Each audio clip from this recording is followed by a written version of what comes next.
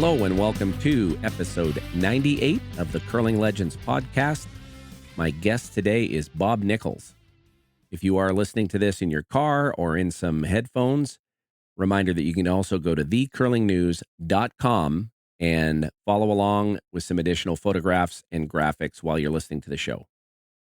Bob Nichols is one of the most accomplished curlers to ever come out of the United States, winning the U.S. Championships 3 times, appearing in 2 Olympic Games, and winning 2 World Championships. This recording with Bob took place in December of 2023. It was shortly after the passing of Bud Somerville. Bud was Bob's skip in the 1973-74 season when they won the World Championships. Bud himself also a very legendary U.S. curler, and Bob will talk a lot about that relationship, the forming of that team. It also included Bill Strum and Tom Locken at front end. Bob would go on to skip Bill and Tom, adding Bob Cristman. Bob and Bud then reunited, winning the U.S. Championships in the 1980-81 season. And we go deep into a whole bunch of USA curling and curling through the 70s. I really enjoyed our talk, and I'm sure you will as well. Here is my conversation with Bob Nichols.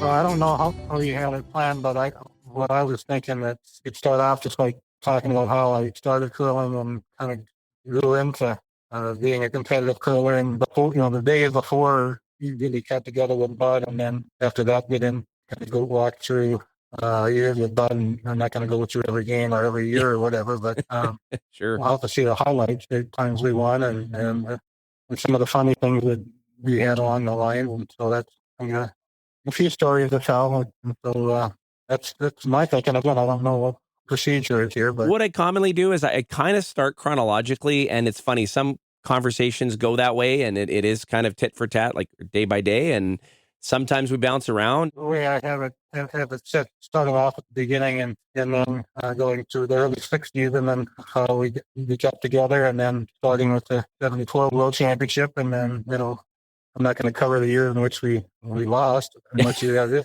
questions or whatever. But one of the common things here is that especially when I got to arena ice, just about everywhere we went, we ended up issues, which probably today aren't a factor so much. But I'm talking about major changes and affecting the outcome, and a number of them really. And some helped us, some hurt us, but part of the narrative for sure. Yeah, like so. Where were you originally born in and grew up? So you were from Superior, but is that your birthplace or? Yeah, are you on live now? Or? Yeah. Oh, yeah. I've been recording all this already. Oh, okay. Yeah, I was born in Superior, Wisconsin, in 1948. Both Bud Somerville and I were born on the same day, January 27th. He was 11 years older, and we celebrated our birthdays together for our entire lives, one way or the other. And so, when born and raised here, the only 5 years that I missed living here was when I got transferred to work for Enbridge. And I spent 5 years in Edmonton, my last 5 years as an executive VP up there. I did run into guys like Hector Gervais, and he was on a committee with me back then. I curled with Brad Hunter and leagues a few times for a couple of years. And so I didn't see a lot of people I knew, but at least had the opportunity to meet a few of them.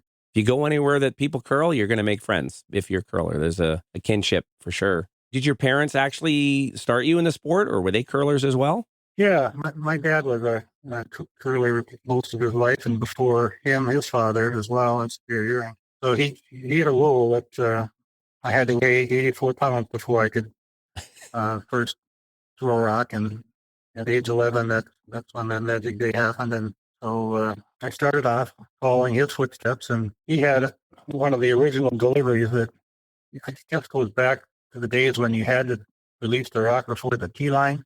So there was no such thing as a long slide or that sort of thing back in the days. And so his technique was basically to slide just a few feet and then go down on his knee, and his the right foot would then kick up in the air. So I did that for a number of years until I think I talked to Bud, and we got me a regular slider, and and I followed his footsteps and started the tuck delivery.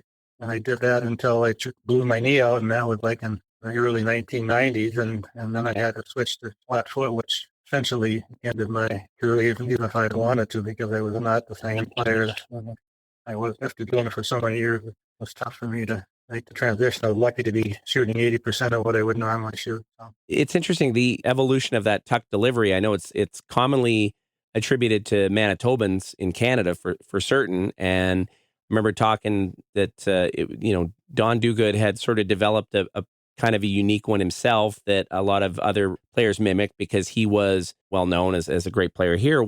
So how did that evolve there? And I know there's different, we say tuck and toe, and I actually have some video, of course, of you. I don't know if you've seen it yet on YouTube. Got some of those old games that Mike Chernoff shared. In your dad's generation, they didn't slide. So does anyone remember from the area who was one of the first that really started it and helped, kind of every other people follow? I think Bud did. I think Bud did back then. He was the originator because he got involved and he got on the national scene back in like 1963. I think was the first time when he ended up getting to the finals of the U.S. Nationals and got beat. But we have a lot of Canadians that come here, and we have a big bond school called Northwest Bond School that's held in Superior and was held for a number of years. And we get anywhere from 64 to 128 teams. So we get a lot of Canadians, especially one of the features of this bond school is we had free food, which was provided by the Y Club all weekend, and then we had free beer the entire weekend. And so with a dance on Saturday night, and so half of our teams were probably mainly from Thunder Bay back then, and that went right through the years. And that's kind of one of the things that kickstarted my career is that we had put together a team back, I think it's 1967, when I started. I started at 11 and normally just played, second or whatever for my dad, but we played in a bond field in St. Paul once, and I think I was 15 at the time, and we lost the first game, and then he turned to me and said, well, no, and you're throwing last rocks, and I said, okay, fine. So we won the next 5 and won the second event. And anyway, that kind of got me kind of intrigued. We didn't have a high school team back then. They did in the other school. There were 2 schools in town, and they had a league and that. But one of the downfalls of the league is if you played in a bonds field or playing for prizes and you won something, you couldn't play. Basically, one of their rules. And so I played on a lot of bond fields, including this Northwest bond field. Oh, so there was like an amateur status for if you were a junior. Was that it? Yeah, right. And then one of the other problems was that back then, you couldn't compete at the national level. We didn't have junior curling, basically, on the national scene. To play in the men, you had to be 21 years old, and you had to be 21 on January 1 of the year in which you're playing. So for me, that pushed it to 1970 was the first year that I could compete in the competition. So you just mostly would bonspiel out. You play with your dad. So there was never really any junior curling to speak of. Like you didn't sync up with a bunch of other guys your age necessarily, or like there wasn't a lot of opportunity for that? There weren't a lot of players. In fact, one of the players that did end up curling in the league from the other school was named Bud Somerville, and he just died, I think, the year before last. And he's one of the famous people leaders from the Vikings. He's one of the top 50 players in the Vikings history, and we curled in our club. But the only time that I really got into the gym is my senior year of school. I was, I guess it was 1966, and picked up a bunch of guys, and we went to Chisholm, which is about 10 miles from Hitting. We played in a high school bonspiel. And we played quite well. We got to the finals, and we got beat by a team that was skipped by an 8th grader. His name was Joey Roberts. So that was my first introduction to Roberts. But the story goes on from there in terms of talking about the Roberts situation. Dr. Bud won the world in 65. There's a lot of interest in our club from younger people, 20 to 30 years old, and so our club grew considerably, and there's a lot of new coolers that developed. And one of those coolers was Tom Locken, who I ended up teaming up with soon later. He and I would throw a bunch of rocks, and we became very competitive. And he got to the point where we had like training during the summertime, and we would had the keys to the gym because he was a teacher in one of the elementary schools. We'd go to the gym and sweep the corn zone around the perimeter of the gym for half an hour to an hour, and then we'd sweep in place to the point where our arms were just burning off. So he was hooked. So like he could only curl a year or so, and he put together a team to play up and deal with Bonspiel, and this good-sized Bonspiel dealt with about 1 power north of us. And Bud Somerville was on the deal as well as Bruce Roberts. And I had a team which included myself and 3 only curlers. So we won the first 2 games, and then we played a fellow by the name of Dickie Brown in the quarterfinals. And Dickie Brown was the national men's champion in 59 and 62. He was from Hibbing, and he was a well-known curler. I think he played with Goose off and on. Anyway, we beat him. So now we're in the semifinals, and they show up on Sunday morning and look out there, and here they're building stands all around on the sides of the arena. And I'm standing there, I said, what's that all for? Well, that's getting ready for the big match. I said, well, what are you talking about? Yeah, I said, Somerville and Roberts are going to play in the final. I said, really? So anyway, we go out there and we beat him. Knocked him out of this deal. Who were you playing in the semi?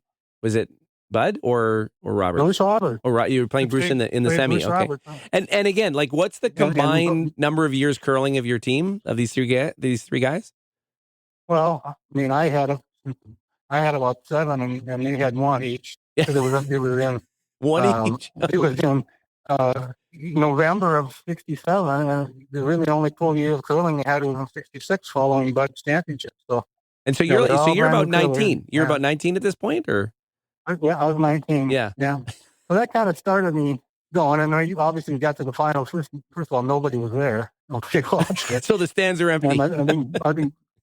I think Bud beat us in about 4 ends or something like that. But that was kind of interesting. Bruce could not have been happy about that loss, though. I imagine he was a bit grumpy after that one. Well, like I said, it kind of got us going, and so from that point on, we put a team together in this Northwest Bonspiel that I was telling you about, and we ended up the following year. We won. In fact, we won that Bonspiel in 68, 69, lost in the finals in 70, and won in 71 and 72. So we had like a 35-1 record. The one loss we got beat by the Harvey Cochran out of Sunday Day. He had to draw the 4th way to beat us in the last end to win that game. So even though they were new to the sport, they didn't come from curling families like you did, your squad, but you got them sort of into the game? Well, Bud got him into the game, really. And Bud as well, yeah. When he won, the interest grew considerably in the club, and that's what we ended up with a lot of athletic young curlers. Talk about the club for a minute, because got obviously a lot of history that you're a big part of, but that Superior Club, and you even mentioned that your dad was a curler and his father was a curler. And for people actually who aren't even aware, so where Superior, so Superior is actually very close to the Minnesota border, up in the corner there on the water, right? Right at the head of the Great Lakes, and those Minnesota across the bay. Really one community. It's kind of like Sunday Day, except we're in different states. Curling must have did it even start even back on the water itself? Like there's a long history of the game. I guess it goes back within the area. Am I right? Yeah, originally they had a curling club within like the east part of town, which is where our home is. In fact, the home in Superior that I live in now is my great grandfather built it in 1888. Oh yeah, and I've been living within the family for the last 130 some years. And at that time, they had a different curling club. It wasn't the Spirit Curling Club. It was in a different location, and it was called the East End Curling Club. And I don't know that much about it, but I think it goes way back to the 1800s where they were curling. But I don't have a whole lot of history to going back that far as to who played and when or too much about it. But our club was not new, but I think it was sometime in the 40s, and I think in the late 1950s we finally put artificial ice in. So did you first throw on artificial, or did you even start on the natural, I guess, originally? No, I started on natural, and we didn't even have a lock until we had called a New Year's Bonspiel. So the club didn't even have ice until like the last week of December, and then we played almost constantly from January 1st till early March. Every weekend would be a club bonspiel of some sort that you play in, and it was all crammed into like a 2-month window. And then obviously with artificial ice, then it opened it up to, to moving it back on both ends. So we typically would start in early November and then end up end of March. Is it a thing where curling was known in the community? Like I know, as an example, if you're in high school and you got some friends, they wouldn't be surprised that you curled, would they? Or like, was it kind of, it might have still been a little bit unique, but it wasn't unknown, I guess, in the area, right? It wasn't unknown, but it really wasn't. It really wasn't like being in Canada where it was so widely played. So no, most people didn't know what it was all about, and so I didn't have a lot of friends that participated in curling. So.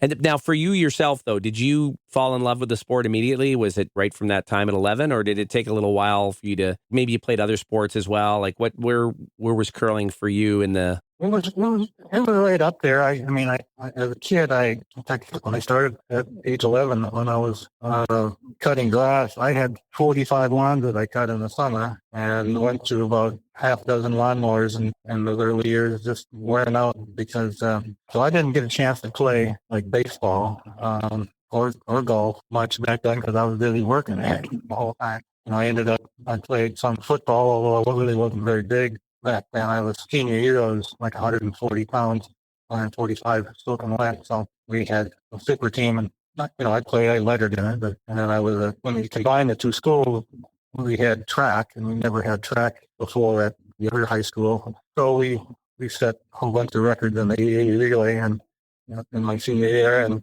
went to state and that sort of thing. But that was the extent of it. And so we really became curling and golf as my life progressed from that point on. And yeah, I was hooked, and I had the desire, again, going back, maybe starting with that one bounce bill that that gave us the initiative to keep trying harder. And other thing that helped me, I think in 1970, Bud was invited to the tournament champions called Manosphere, and that was in Winnipeg. And El Gagne, who was playing with him at the time, couldn't make it, so Bud asked me to play there. So we flew up to Winnipeg and played. And in fact, I just looked at the booklet that I got from that. The guys that played in this were Bernie Richardson, Ron Northcott, Don Dukas, Lyle Dagg, Elfie Phillips, Victor Jeudet, Kerry Bronstein, Bud, Matt Baldwin, Hillsworth, Doug Wankel, Rod Pickering, Herb Mann.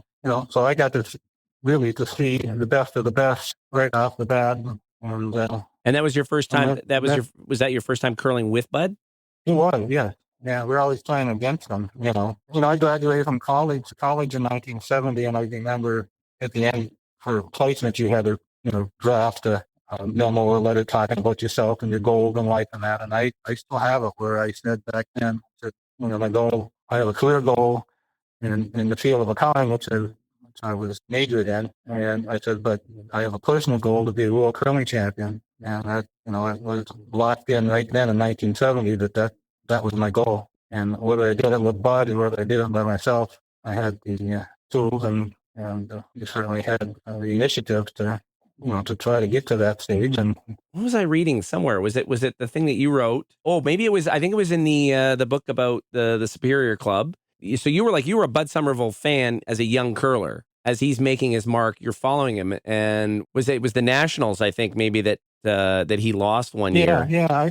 Back in 1963, they had the U.S. Nationals were held in the Duluth Curling Club, and Bud represented Wisconsin, and he and his dad and Jack Horse and Bill Strum, who was Bud's brother-in-law because they both married sisters. And they got to the finals, and I watched the game, and they're really very close game throughout. And in the eighth inning, came from Michigan, Harvey's name is Schleizak. He had a rock. He was one of the leads through the rock, and it visibly was out of the ring. So the whole end, they ignored that rock, and then he decides to blank the end, and they say, oh no, I want to measure this rock. Well, wouldn't you know, the circles are off, and they awarded it one rock to Michigan, and that's what lost the game. It was a heartbreaking loss for him. It's like I was able to watch that, and Bud's dad was quite the. He and my dad were similar levels of competition, but he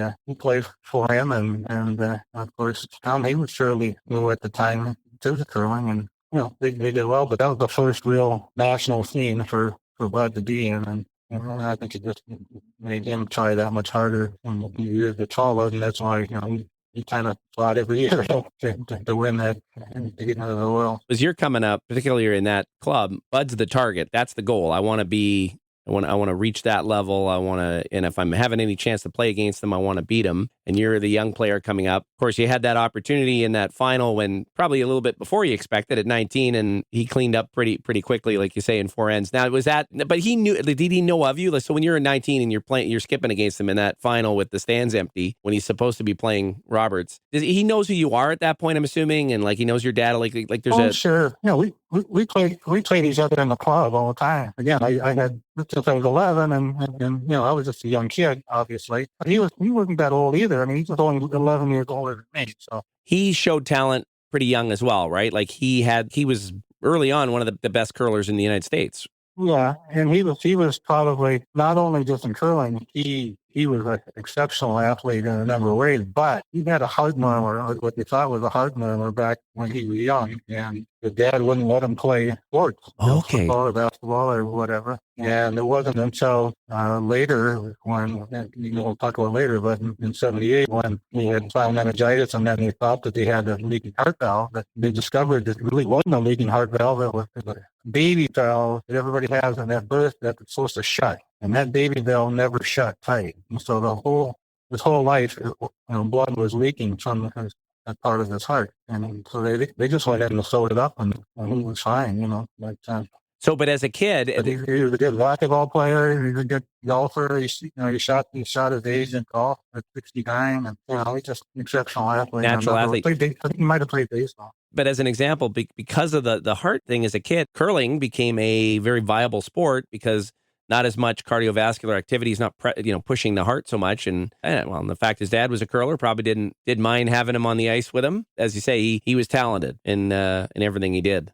Yeah, he was. Yeah. We played racquetball later in life, and he was one of the best racquetball players in town too.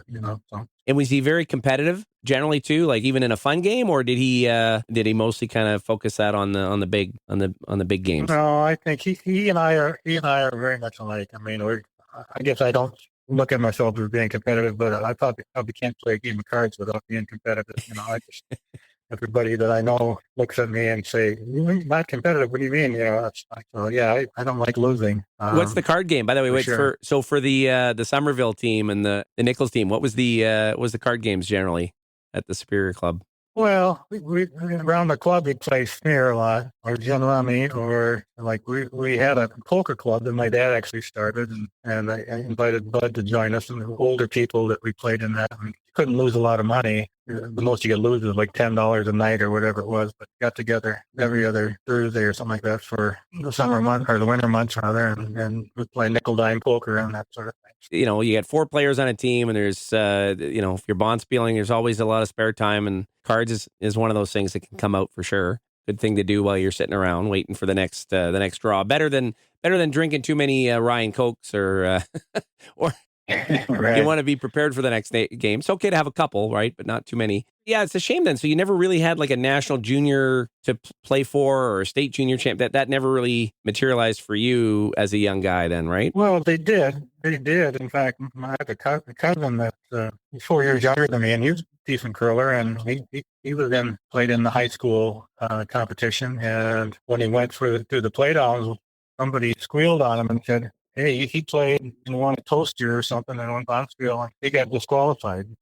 Okay, that's really? kind of what we were putting up. So, okay. Yeah, exactly. So in your case, that might have been an option, but you were already in the Bonspiel circuit, and that was, you'd already done some of that. It just wasn't worth it, to be honest with you. It just wasn't worth it to play high school because there was wasn't enough to play for, and the level of competition wouldn't be anywhere near what we'd play against Bud and everybody else. I mean, in our club, we didn't get very often, but one year with my dad, we won the dual superior championship. So between both clubs, we won. It's called Marsh McClellan Trophy, and I think that one year, my dad always said, "Well, that was the year Bud won the world, so he didn't play." But we beat everybody else.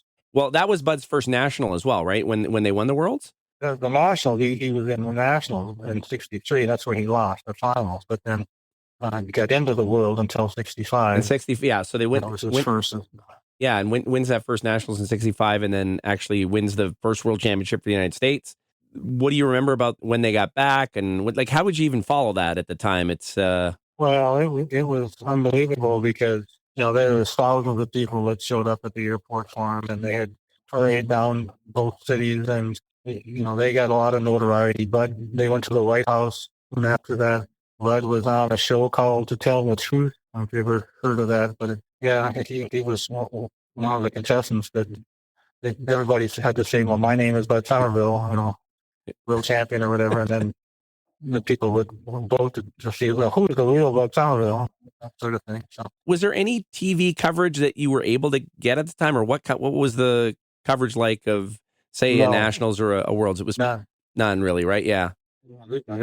Yeah. So it was more the news reporters and just for that. No, that's fantastic for curling, because I mean it's hard to understand or maybe appreciate what was the context of curling in the 1960s, but there was and the world championship itself was quite new. Even the first couple of years was just an exhibition between Canada and Scotland, and frankly, Scotland wasn't much of a match. But you fast forward 5-6 years, and all of a sudden now you've got more countries in it, and everyone's getting better. Your area already had great curling, and as you say, there was opportunity to match yourself up against some of the different Manitoba and Northern Ontario teams. I guess probably predominantly because there wasn't a lot of travel back then in the 60s, right. as you say later on when you got to go to that Winnipeg Spiel, there was that occasion that have these bigger events. Did they ever have, like, I know because car spiels were something that had sort of started in Western Canada.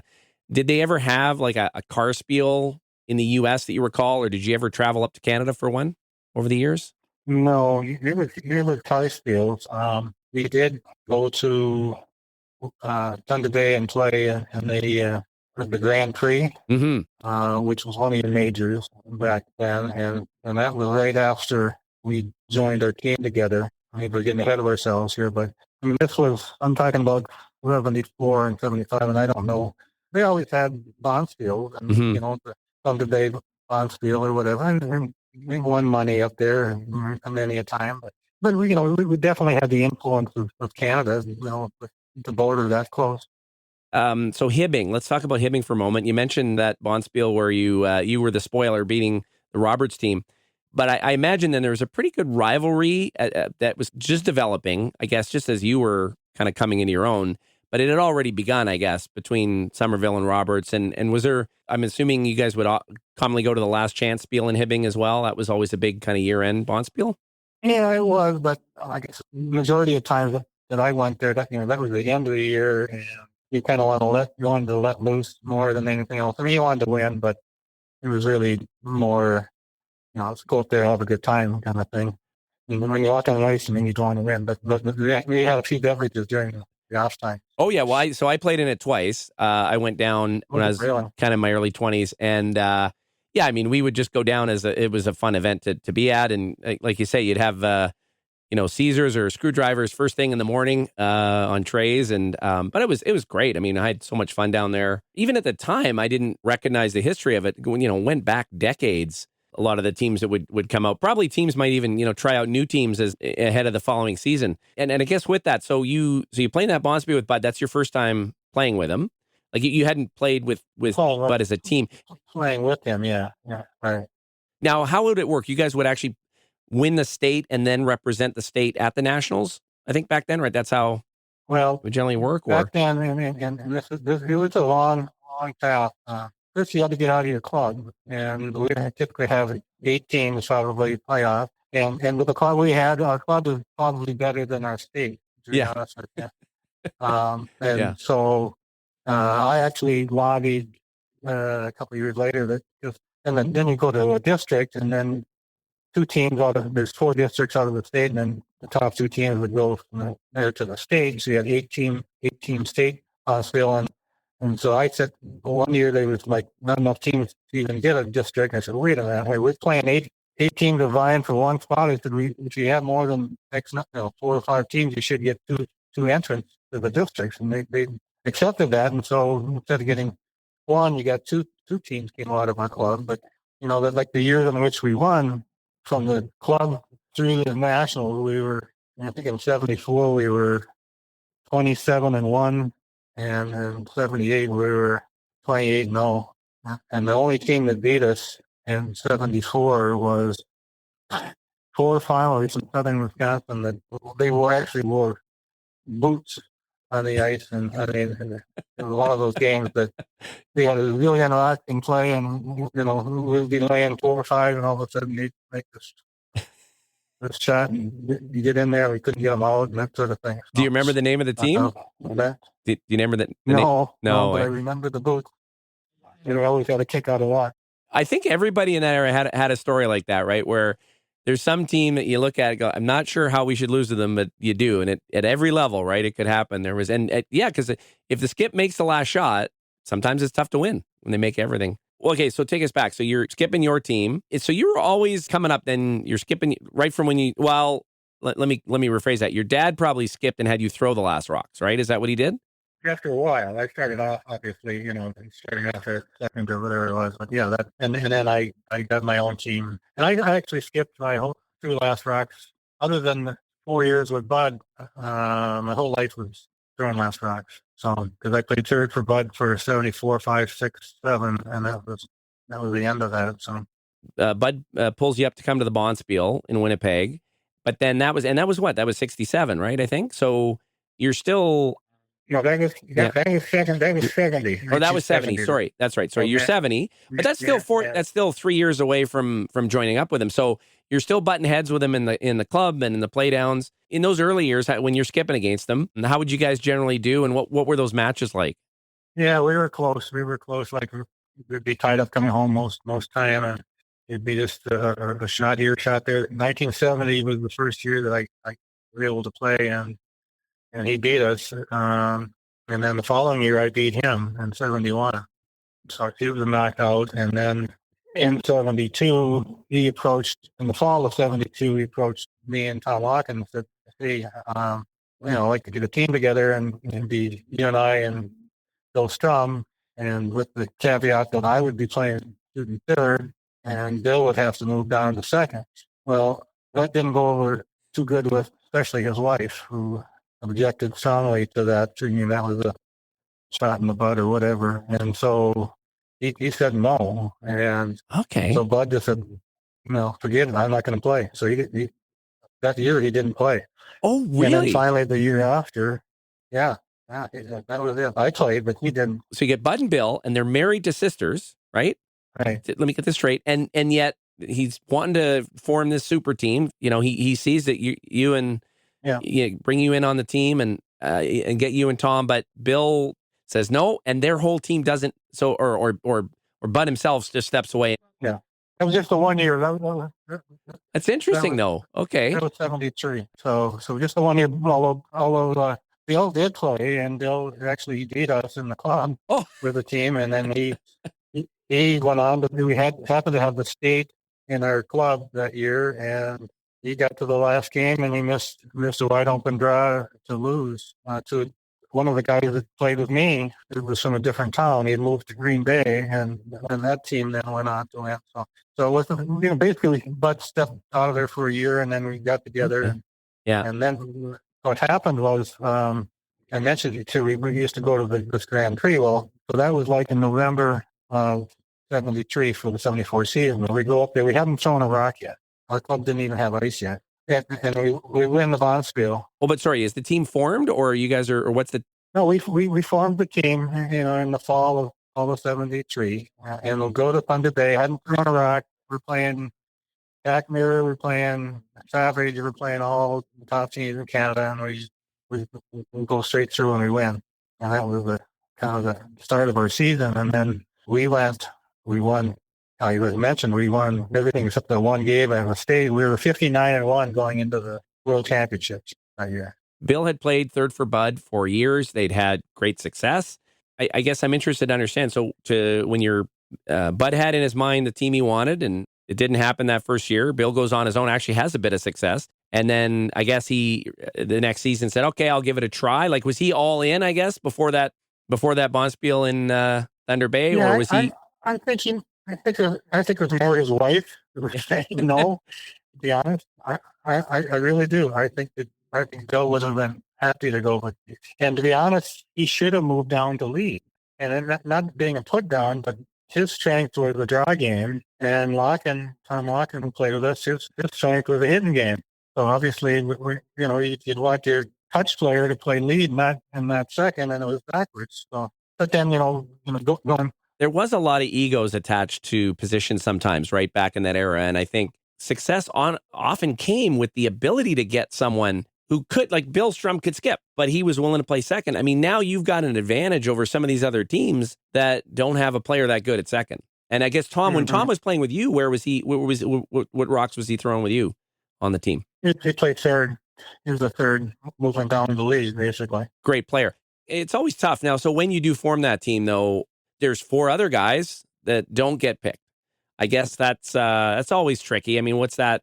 Do you recall at the time how that goes? I mean, it's a tough part of that, right? You step away from friendships and guys that you played with. Bud's team was pretty much divided anyway, because the front end of El Gagne and Time Wright, El Gagne, for work purposes, he was transferred to Omaha, Nebraska, and so he was off playing for Nebraska. And Time Wright, he operated, and his career was pretty well done by then. So that there wasn't an issue. We were all still friends, obviously. At that time, nobody really had any hard feelings whatsoever about us getting together.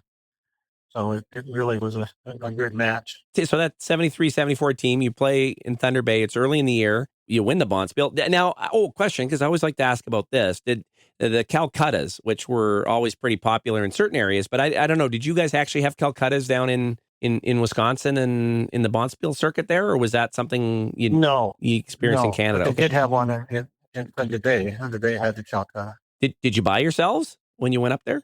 I don't think so. I don't think we had enough money to buy that stuff. Well, it's funny though, right? Because oftentimes you could make more in the Calcutta than you might in the Bonspiel. Yeah.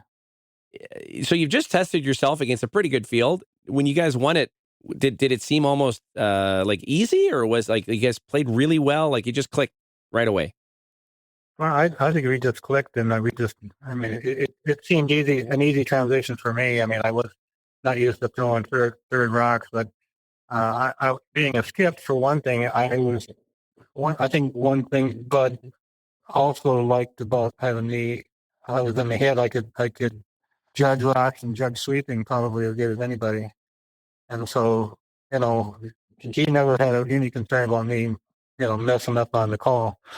He was the ice reader more so than I, but call and shot. I mean, we seemed like we just like a glove. It fit just like a glove. That we got along good, and I think one of the big things about not only that team, but I think all these teams are what the difference between winning and losing isn't like putting 4 people together. It's putting 4 people together that like themselves, like each other, and are friends, and don't need to be worried about getting them stabbed in the back or whatever. Because when things are going good, everybody's having a great time. But at some point in time, when you put what might be an all-star team together, one thing things starting to go bad, that's when all of a sudden it just falls apart. And we never had that issue with any of my teams. I mean, that's the one huge advantage we had over teams. We were all best friends. So if you got knocked out early in a Bonspiel, there wasn't any pointing fingers, and you just well, we didn't get knocked out very often. Didn't happen too often. Obviously. Well, I wanted to ask you too, because you're coming at it. You've been skipping for a lot of years. You're calling the game. Did you just defer to Bud, or would he sometimes ask your thoughts, on shot choices or anything, or like what was that dynamic like in the house? Yeah, we would talk. And this is one of the other things that I don't like in watching the modern day play. We didn't expect to want to hear anything from the front end unless we asked them for it, and so they wouldn't be squawking about, no, you're playing the wrong shot, you need to do this or whatever. That never happened. And I still think that's a real negative for some of these teams that I see. Too many cooks in the kitchen sort of thing. I think, you got to have the third and the skip have to, make those decisions. And sometimes we're in games where we were down by 3-4 points, and we said together, and we said, hey, we're going to all hang out with our terminology. So, we're gambling. We're saying, we're going to try to get it back in the game by getting a big end or whatever, knowing that it might be the last end if we screw up. But sometimes you have to do that. So. Was your style generally to play fairly conservative and just, or try to get up and then keep things simple? What was, how'd you, I mean, that was pretty common in that era. That's the difference between me and Bud. And that's also the difference between Bud and Robert. Bud, and that's why he was so successful back in the years of Vinnie Richardson and Douglas or whatever. They were all hitting teams. And they'll be the first to say that was their strength. Douglas' strength was, he was a hitter. They didn't get into the draw game much. And, you always have to make a draw here and there, but that's not the game. They get up 2 points and they, basically they get control and they win the game. Bud, going way back, he was always a come around. And he had Bill Strum, who was a great draw man and bailed him out of a lot of tough situations. But, making that free, they had to have. And that's what curling is all about. You got certain shots in the game, a much shot. You can shoot 50% and win every game if you make the right 50%, basically. And you can have a lot of half shots not going to kill you. For instance, hit and roll out typically. But if you get in a situation where you have to make the shot, either as a skip or like the third miss of it, you have one opportunity to get into the rock and play, and you don't get it. They start it up and you're done. I've always felt that currently is. When you look at pure stats, it doesn't tell the whole story.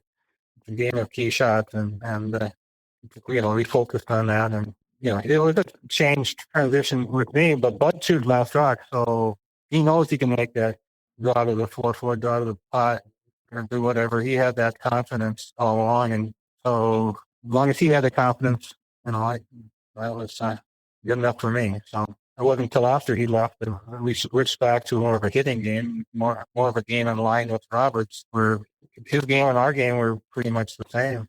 So when you were skipping, because that's sort of, you guys flipped that a bit, right? Where when he got back from his health issues and he would call the game and you'd play, you'd throw the last rocks, right? For a bit, is that how you guys did it? Yeah, when he came back, like he would play more a bit to yours. Like, was your strength more of a hitting game, or was that just the way the game was going a little bit? What do you attribute to that sort of shift a little bit? No, I don't think. I think Bud entrusted me in making either. I mean, I preferred to keep it, wide open in that for the most part. But and like I said, once you got the lead, I was pretty much, we're going to outget anybody, and so if you're up like you get a good lead, you're not going to miss any shots, and we're not going to let anybody back in the game. But if you continue to play the draw game when you got a lead, that just lets the other team back in. They have a chance to get back in the game again, and that's something that I didn't let happen. I know we're bouncing around a little bit, but just since we're on the topic, the game was still evolving, and it wasn't that easy to make shots. I mean, it wasn't sort of the hitting prowess and the conditions of the late '80s, early '90s when the game changed. But in 1981, in your World Final, you lose 2-1, and it doesn't show me what the line score looks like, but I'm assuming, though, that was a fairly open game. Maybe not to what you were intending to do, but that's sort of how it turned out. What do you recall from that final? And yeah, they're jumping around, and I guess you a bunch of stuff in between, but we can jump around. That's fine. If you're talking about 81, one of the things that I mentioned in Bud obituary thing, I think he had a son who had cystic fibrosis, and he was in late stages of that. And when we went to London, Ontario to play, his son got with, and he had to be hospitalized, and so he was in the middle of the competition. So there's a lot on his mind, all the way through this. Some of it, what happened is first of all, we go to London, and we're supposed to play at a different arena, the arena where the university played, but they had won their hockey championship or whatever and had a playoff game that week. 1 or 2 games had to be scheduled there, so they moved us to a different club. I think it was the Thompson Arena. Well, the first thing that they found out is that the hockey ice floor was 7 inches higher on one end than the other. Oh no, 7 inches. Okay, so now they're going to make curling ice level. So you got to put at least an inch on the one side just to get ice, and then the other side you're going to end up with 8 inches of ice. And what happened, well, we kind of caught on to that early on. I remember playing Canada at the time, Burtnick, I think we played. And throwing a rock going downhill was at least 10 feet faster Oh, really? than going the Yeah. other direction. Yeah, it was still wasn't level. I mean, it was playable, but it was not level. Well, we get to the finals and we got to play Switzerland, and I guess it was like 70 degrees. This is like in early April, I recall, outside, and it had rained, and so people were coming into the arena with coats on that had moisture on them, and the combination of the heat from that, the heat from the lights being televised on live TV around the world, the finals, after one or two ends, I think it was even the second end, they came up and told Bud and I, said, hey, the ice is going out on us. Oh, no. Yeah. And they gave us a whole bunch of towels, and we, just water on the rocks. I mean, the rocks were sweating, basically. So that we have a towel, wipe a rock off, and shoot. Well, I think we got down to about the third or fourth end, and Buchanan, our lead, he's trying to throw a corner guard or whatever it was. It hits one of these puddles in the middle of it. Just stops in the middle of it. Everybody's looking in the stands, say, boy, what happened there? Well, that was the start of it just going out completely. So soon after that, after the fifth end break, I mean, we were really, I think, stupid. We should have just said, hey, this ain't going to happen. We're not playing anymore. We should just, what are you going to do? You got live TV, you got all the different going on. So we had to switch. We couldn't use the center. You had to use near the board, about 3-4 feet from the board. The only thing that was frost, but it wasn't melted. The whole middle of the seat was wet. You could not throw a rock down or a draw shot or put any rock in the middle. Yeah. So when we say 2-1 hitting game, well, it wasn't because it was just you couldn't play on it. Couldn't play on it. Yeah. And there's only one great shot. Your Canner made a cross the sheet double on about the sixth end where we were laying two. And, we ended up, the score was 2-1. And that, it was too bad because it wasn't a game. It really was. You can say it's the same for both, but I mean, I don't care. It's just, the score is not conducive of a strategy. It's just conducive of unplayable conditions and making the most of it because there's not much other choice. And it's too bad because starting to get some TV coverage, like you're getting actual, curling's growing in some exposure, and it's not a great moment. I remember, actually, I don't know if you recall this. Remember when Fenson, they did a thing, this is years ago, but they did a thing in New York at the Rockefeller Center, and they had a curling game, and I think Fenson played, and I can't remember who he played against, but not near the importance because it's not a world championship, but it was sort of this big highlight. They're going to showcase the game, and it was awful because the conditions were just atrocious. So it's a kind of weird thing about curling, right? You kind of need, and we talked about it right at the beginning, you need good conditions, and that's probably the one thing you guys suffered with, I think, a lot through your era was trying to, when you had great conditions, great shot making was rewarded, and you could have great games. And like you say, it's strange how clubs generally offered the better ice in the arenas, but you got to put people in stands, and you want to create the environment. Nowadays it's sort of the opposite. But let's go back because that 73-74 year, that's that kind of that breakout season for that team. We can cover one more thing on 1981. There's a couple funny things that happened. Sure. One of the first things is our driver happened to be Don Milroy, and he drove out of St. Paul, but he was originally from Superior, and he was the CEO of a company that was headquartered in London. So he was our driver, and he kept us on stitches the whole. So I mean, he was a funny guy. And for instance, he said before the drivers went out to pick up their teams, they said, we want every one of your drivers to drink sparingly. So we said, yeah, that's fine. So he said, I went to the first bar and I ordered sparingly, and they didn't have any. So I ordered a brandy Manhattan instead. And then one night we took it to the Sun Club. He lost the car. He didn't know where he parked the car. We were going around. So that's part of it. And then the Tom Wright, who played with Bud, we talked about him earlier, and he was really a super guy. And he, in all the years, he was raised when we went to the World and even the Nationals, he'd go around and raise money from all the local businesses to help us, finance our costs during that. So we had opportunity in 81 to bring a coach, well, and a fifth man. Well, we chose not to bring a fifth man, but we did bring him as a coach. So what they had during the week, throughout the week, is at the fifth end break, they told all the players that there's sandwiches in the locker room for everybody. Well, Tom Ryan, he was like about 6'2", 6'3", 350 pounds, if not more. And so he'd go in and instead of talking to us, the fifth end break, he'd go in and get a whole bunch of sandwiches, stuck them in his jacket and walk back. And he was able to sit in the coach's spot right behind the sheet and everything else. And so anyway, we're in there, and one of the guys that ran the locker room comes up to Bud and said, "Bud, you got to tell your coach that he can't eat any more of these sandwiches. There isn't enough for anybody else." Bud says, and right then, Tom walked in the door, big Tom, and he says, "You tell Tom that he can't eat these sandwiches." He turns and he says, "I'll order some more."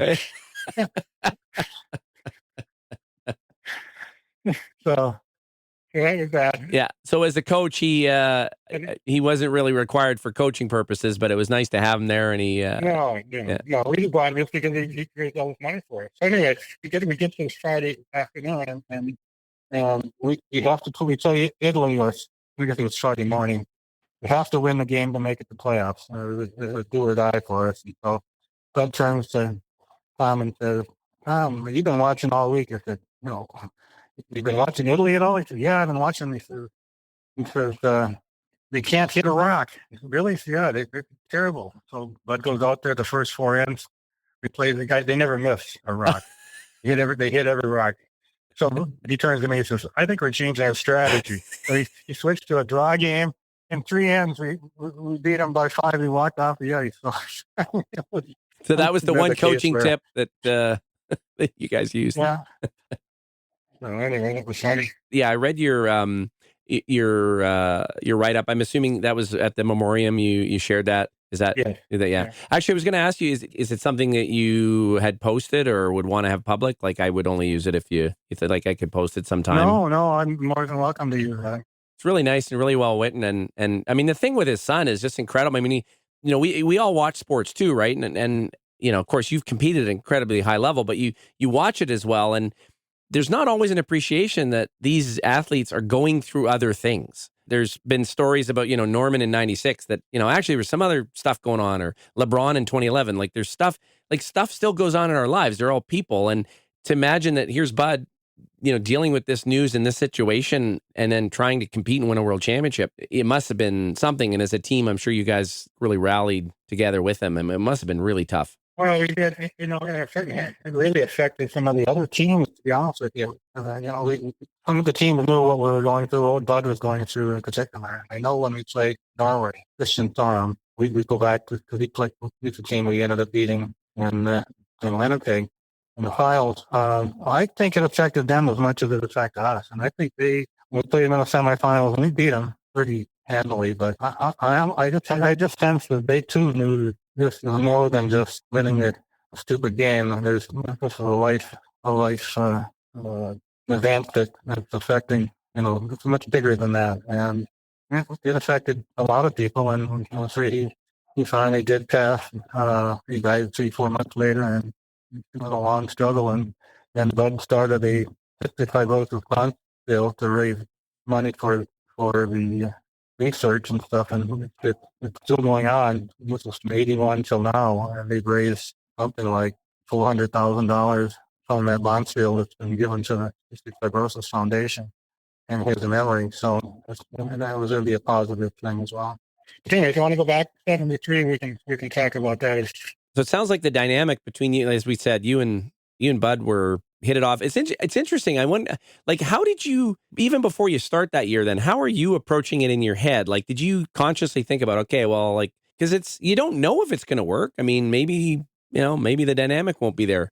But did you consciously prepare almost, or it just sort of happened so naturally, and you guys it just hit off so well that there wasn't really much to think about?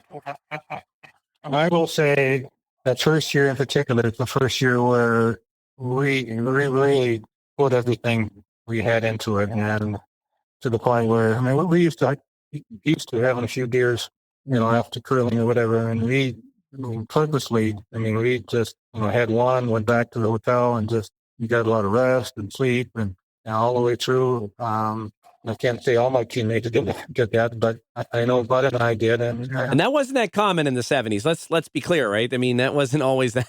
It wasn't. Sometimes that was harder to do than sticking around and having a few drinks. Well, you mix, trying to mix, pleasure with. To us, it was a job. And to me, it was a job. I had a mission. I can't say I had that mission my whole career, but that first year, that first World Championship that was on our agenda, it was like work. I mean, we made it priority, and we weren't going to let anyone get in our way. So that's how I approached it. Well, did you guys practice? There was always a lot of games played, but was there practices, or did you guys just throw and stay sharp? Like, what kind of things would you do? And then with that team in particular? Well, we all practiced, but the one thing that would hurt us, and me in particular, is with that puck delivery, a lot of strain goes on your left knee between that and sweeping, if you are sweeping. So I constantly had knee problems, and when we did get it to the Nationals, where we were playing 2 or 3 games a day, I wasn't able, but between games, I was going back to the hotel and having a hot bath and then have ice packs. I talked to the doctor about it. So, well, the best thing to do is go hot, cold, hot, cold, hot, cold, and get blood flowing into that area. And so, even in the early 70s, like you had already started having a bit of knee trouble right at, like early on. Oh yeah, yeah, oh yeah, yeah. And so we did practice, but we had limited because of the knee issue. And Bud too. And Bud had knee issues. Locken and Strum didn't have it so much, but we did. But Locken, he's probably 2 more locks than any of us combined. Again, going back to his, he went from 0 to 100 in 1 year. He didn't want to go back to 66 and 57 when he started taking the game up, and it proved out for him that he made it work and became a great player. So. And one thing on that, I wanted to ask you, because I've asked this of a few, sort of third skip combos. Was there ever a moment where, and maybe that first year, maybe later on when with you and Bud, where you talked him out of a shot, or I don't know, maybe went good or bad or anything like that? Was that, or was always usually when you were done, it was clear in his mind what he was doing? I don't think we ever second guessed ourselves. I really can't imagine any time that it's second guessing. Yeah. So, there'd be times that I'd question him in my mind, and yet, he would say, "No, I want to do this." Okay, you're the skip, and that's why, like I said, I differ from some of these current teams where we got 4 skips. Basically, they're all trying to convince somebody to the right shot. I don't mind the third telling me, what about this or whatever, but I don't want the lead in the second being involved unless they're told to. Well, and I'm wondering, but then when you started throwing the last rocks, but he's still calling the game, did he change his dynamic a little bit at times and say, well, did he say, to get a sense what you're comfortable with, did he kind of flip it a little bit that way sometimes? Well, other than if you can make a shot with an in-turn or out-turn, you might say which turn you want to throw. That's about it. But only if you had an option between one or the other. Take us through sort of the path then. So you get out of the club, maybe just think of the clubs and states and nationals. Was it with that team then, 73, 74, was there any close calls? Or did you guys find that you were shaking hands early a lot of the time? Like, what was that run like getting to the Worlds? Was there any tense moments? Well, the one tense moment, like our national may didn't the same as the Briar back then. This is why I've always said at the time, there's more pressure at the nationals than there is in the world. And the reason I say that is the nationals, you get out there, you play that first game against Joe Blow, you lose that game. If they win the rest of the games, you're done. You don't have a second kick at the cat. There's no semis and finals. You never know who that team is that can beat you. If they beat you, they're in control and no longer in your control. Whereas you get to the World, you get there and you say, what's my goal? My goal is to get in the semifinals. I really don't care how I get there. They're going to have to win 2 games to win. So I'm saying that whole week of pressure, it isn't the same. We can afford to lose a game or 2, and it makes no difference really at the end result other than ego. And they've since changed the rules for that so that nationals is no longer like that. And that has some pluses and minuses. The minus is somebody, like ourselves, in that year you might have 3 losses and you still end up winning. They say, well, that's not fair. Well, that's the that's the way the world are. So it's like it is what it is. You guys went out to New York State. Had you ever headed out that way before, or that was the first trip out that way? Ironically, the only two times I ever set foot in New York State to curl were in 74 in Schenectady and 78 in Utica, and we won both, undefeated both times. So I love that place. Yeah. So for you, I guess not, and that was your first nationals, right? For you personally, right? Yes. Bud's there. I'm sure, I'll let you know what to be prepared for. Like you mentioned, there's pressure. So how did you personally, do you remember, kind of respond to that? And what do you remember about that event for yourself? Well, we played really good. It was in a curling club, and they had reasonably good ice. And I don't recall any super close games. And we had control for the majority of the week, and it wasn't in an arena. I think anytime you get in an arena, you talked about it earlier, and days past, anything could happen, and then oftentimes it does happen, and that's the difference between today and 40 years ago. Now we've got it down mastered, I think, to make it these ice makers, they make it perfect, and it's not only perfect ice, it's to change that part of the game too. One of the many things is reading ice. You don't really need.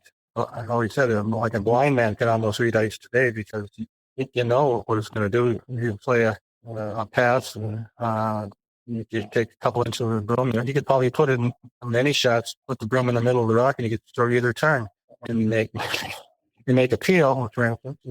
Whereas before you were, there were lots of slips. It was like normal curling ice. I mean, there's not perfect. There's falls and tricks and all the sheets. And you guys also had the chaff to deal with. Now, and actually with that, did you guys were always corn broom? Did you dabble in the rink rats a little bit back then, or how did you guys approach the sweeping? It was always corn? We were always in the corn broom, and I guess it started in the 65 when Bud won the world. They came on Somerville broom, which was a little beaver with a Bud Somerville world champion curler in Sydney on it. In fact, after we won, we put the Nichols rink on there for a couple of years. So we were using corn broom until I guess it was like 1980, 81 is when we switched. And that was back in the day when Paul Dalzo was using the push broom. In fact, we ran into him in Bonksville in Switzerland, and we ended up, he was just a young kid back then, but he was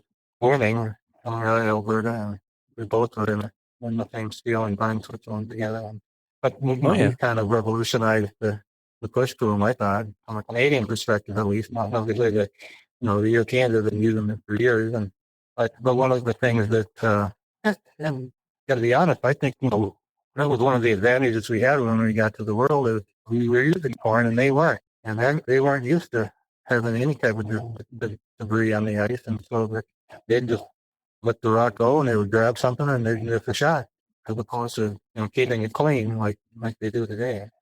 To wrap up on the nationals, then, so any other kind of memories you have of that moment or that winning your first nationals? Is there anything that comes to mind? Well, it was kind of funny because we were 10-0 and we were supposed to play California the next day, and the second place team had 2 or 3 losses, so it just didn't matter.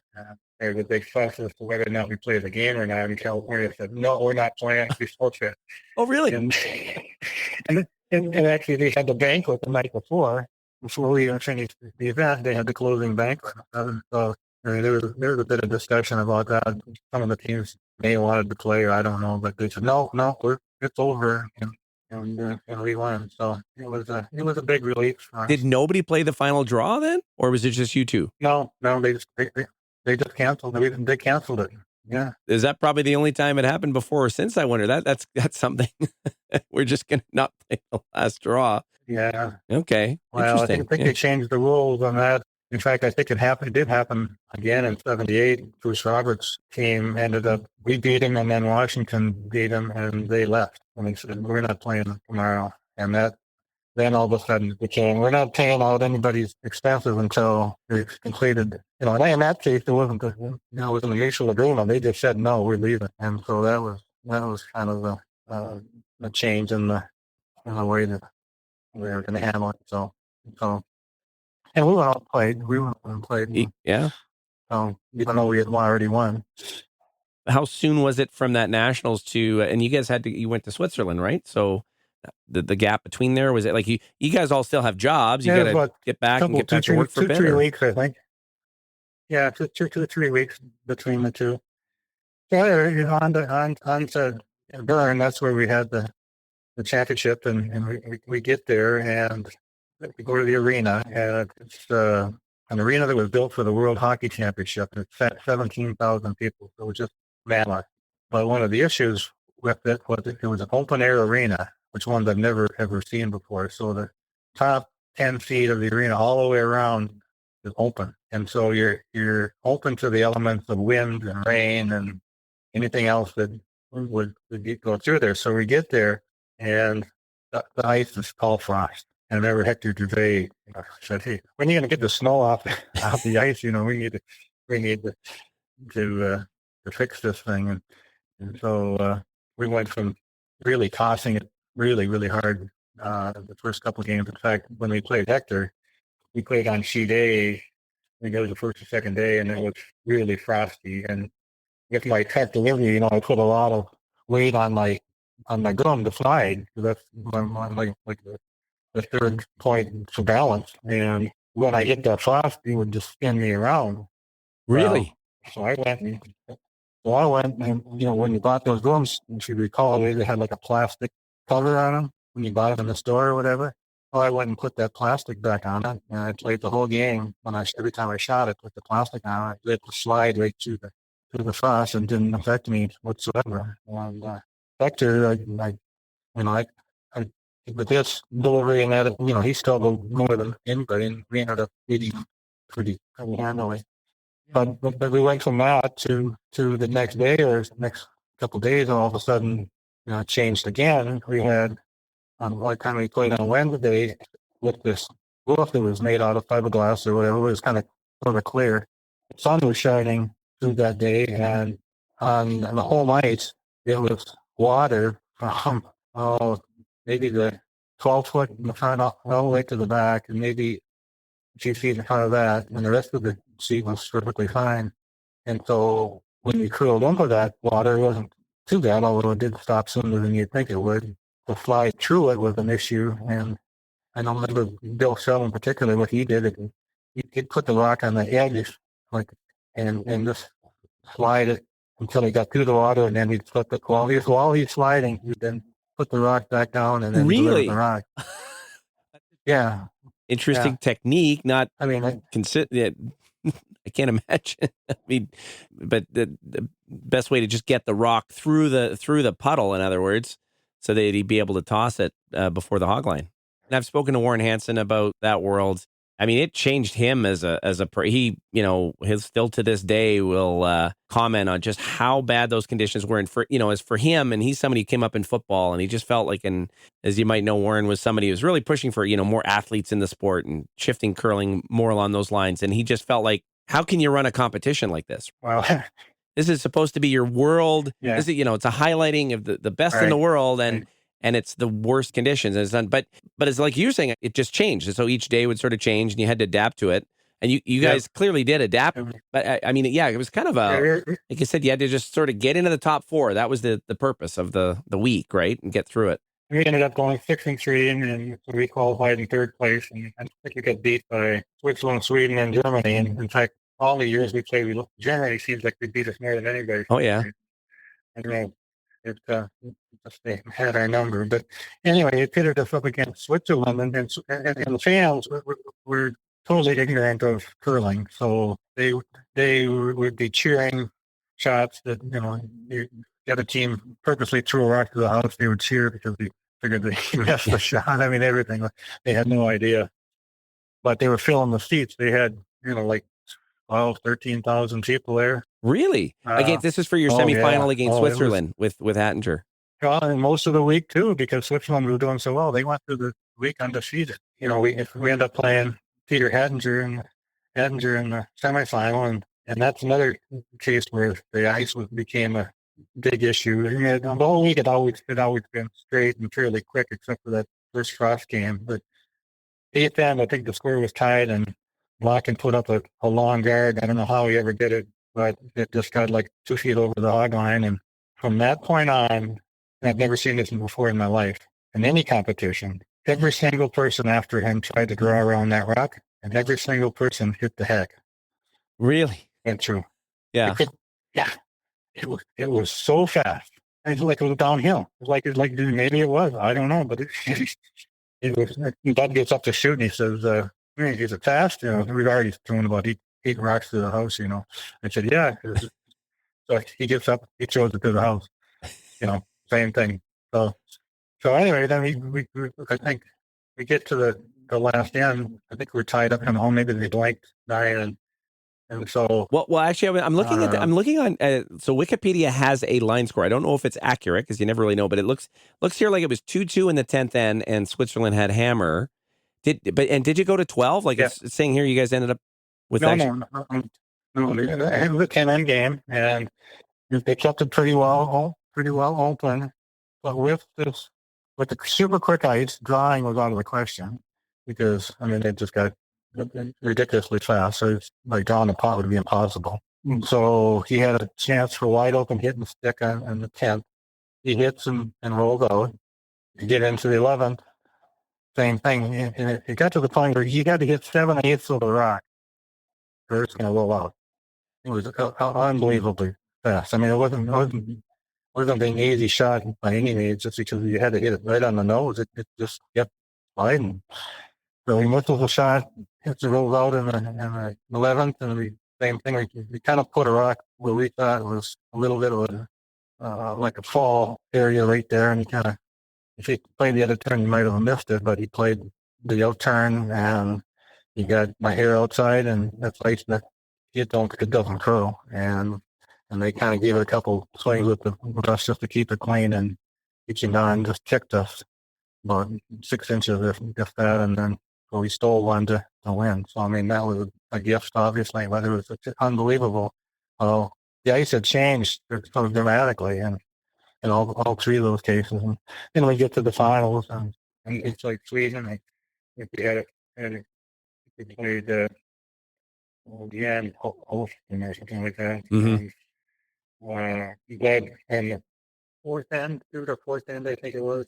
They were playing. We had 2 laying 2, and they were playing hits on it, and on 2 locks, they grabbed straw from our brooms or whatever, and it trilled and missed.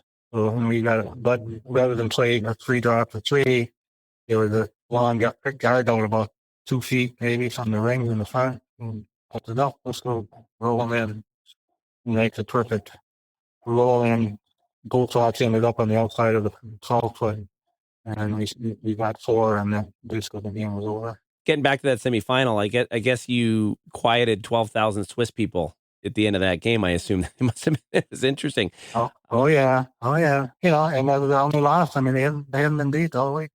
And there the ice got them. It really did, because what typically would be an easy shot was no longer easy. And plus the pressure that went on there too. Plenty of home crowd. And I remember sweeping that, especially on the 11th rock. And after he hit our rock, I had to beat the heck out of that rock to get it out of the rings, and it only went out by an inch. So it wasn't the gassed it, but he hit it at 11 o'clock probably, and he still rolled out. So sometimes you gotta get some luck, and that was one of the big breaks of the year. Came at a good time. Yeah. And anything else you kind of remember from that week, or anything you took away from just after you won? Anything that you kind of recall? Well, other than I think, well, now that Hector's dead, I feel I can tell about him. Supposedly he was out on the town and barefoot in the middle of the night drinking gin and tonics. And then back then, this was the first start of when you could no longer smoke on the ice, and I think he was a smoker. And they had million people there from Canada. Well, they had bought him this ashtray, which is like 3 feet off the ground or whatever, and they stuck it behind the stands, and so he'd sneak out and smoke whenever he had the opportunity. And then Bud was a smoker too, and he was kind of I never smoked, so it didn't bother me at all. But that was really the first time they enforced no smoking. That was a change as well. Okay, so there was some celebrating afterwards. Oh yeah, yeah. Well, there's a long story behind that too, but the short story is my wife was there and Locken's wife was there, so we wanted to go to Paris. I've never been to Paris. I've never been overseas, and so the American crew, or the people that were in tennis, paid for our air ticket to fly to Paris for the night just to go there, and we just had one problem after the next. We couldn't get anybody.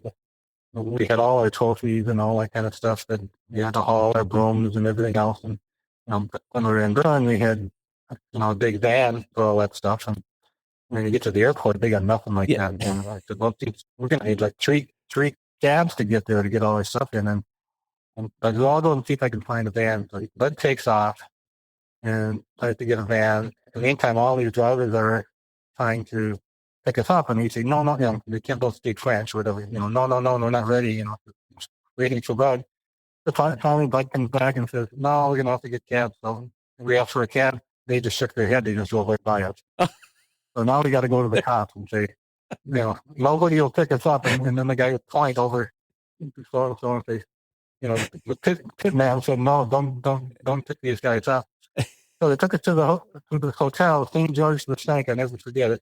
And we get there, and I get about to check in. And this was 1974, and the rooms were close to $1,200 a night. Wow. And we said, I ain't staying there. $100 a night. So Bob and I said, well, we'll go see if we can find another spot. So we go and try to find another hotel, and it's nearly like a triangle. All the roads are kind of like a spoke of a wheel, if you know Paris. And so we finally find this spot, and we come back and said, well, we can get this for $110 or whatever it was. And so get a cab. No, I'm not taking a cab. We're going to walk. So here we are, just on the World Series. We're walking down the street of Paris with umpteen bags, and one of the prizes they gave us was this big metal plaque, which weighed about 5 pounds by itself. And anyway, we get halfway there, and we get lost. Oh, no.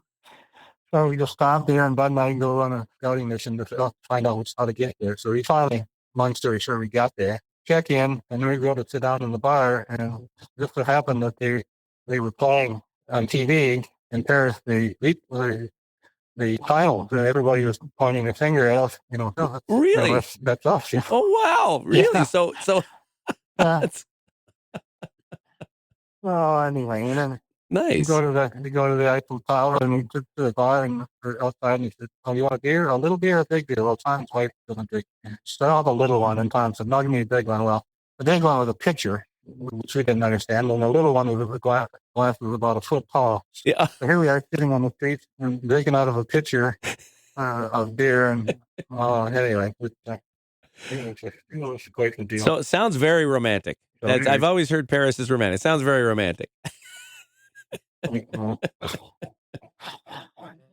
Well, you mentioned that you did run across Gausel in so you was that back in Switzerland. So you guys got invites to some Bonspiels, and I don't know. I guess the CBC Classic had your team at that point. Like a bunch of things for next season, I guess. Right? That are all. I never did get to that point after he'd won the Grand Prix in the fall of '74.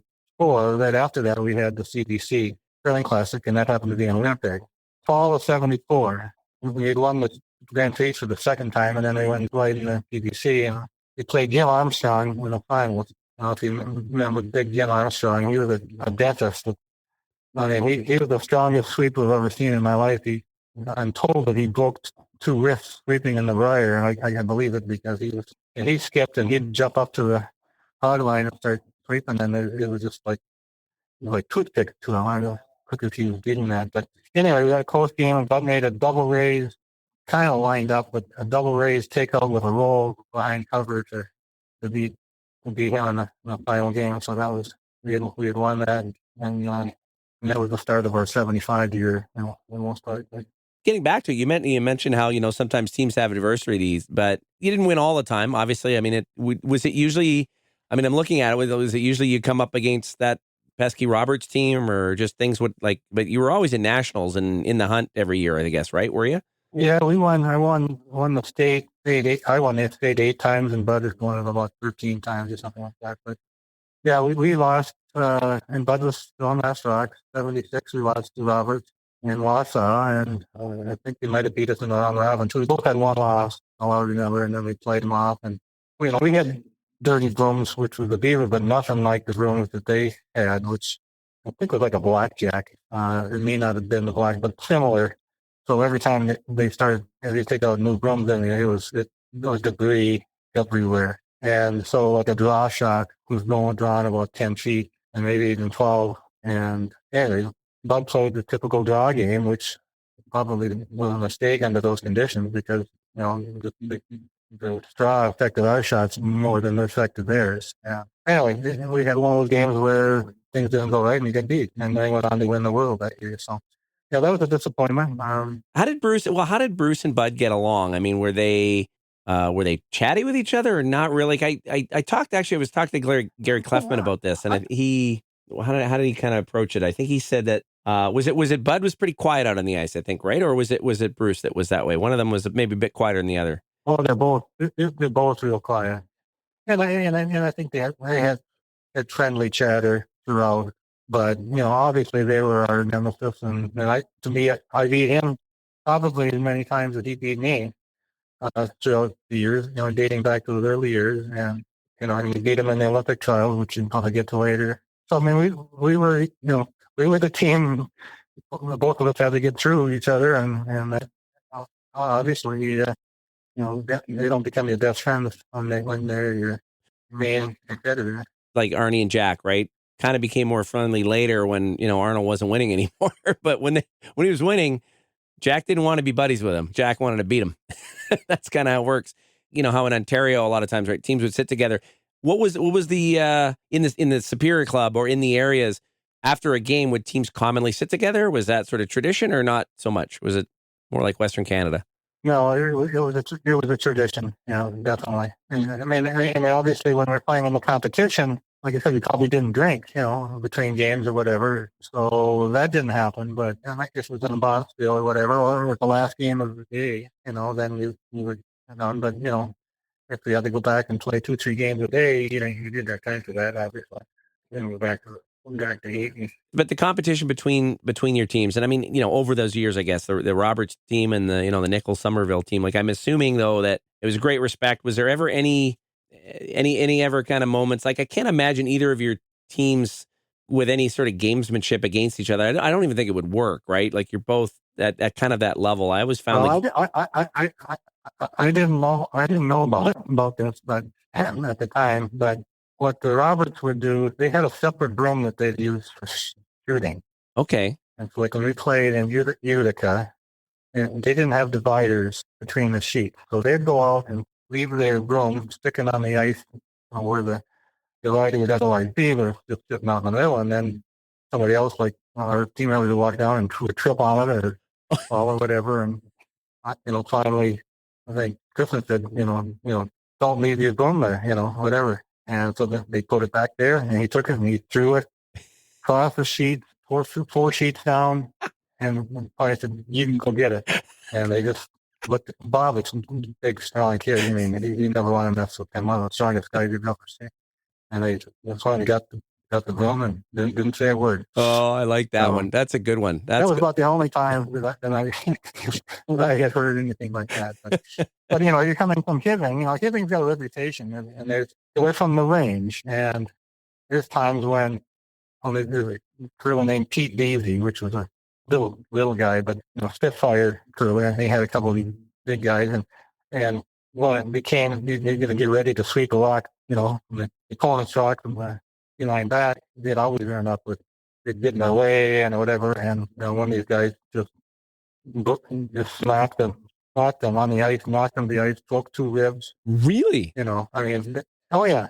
I mean, they had much more reputation for doing things like that up in Kidding, just because that's the nature of the area. I mean, that is what it is.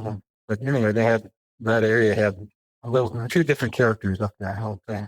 To me, I love this because, yes, curling's a gentleman's game and a little bit like golf, often you call your own mistake if you burn a rock and that type of thing, but it's still a sport. And I mean, there's so many great stories of the intensity and that to me, I just find it's part of the color of the game. I mean, you're out there, you want to beat the other guy. That's kind of how it works. It's not, you're going to shake hands before and you have a beer after, but boy, you're going to really try and beat them on the ice. That's it. And if somebody's doing something where they might be stretching the rules a little or, something that you're going to call it out.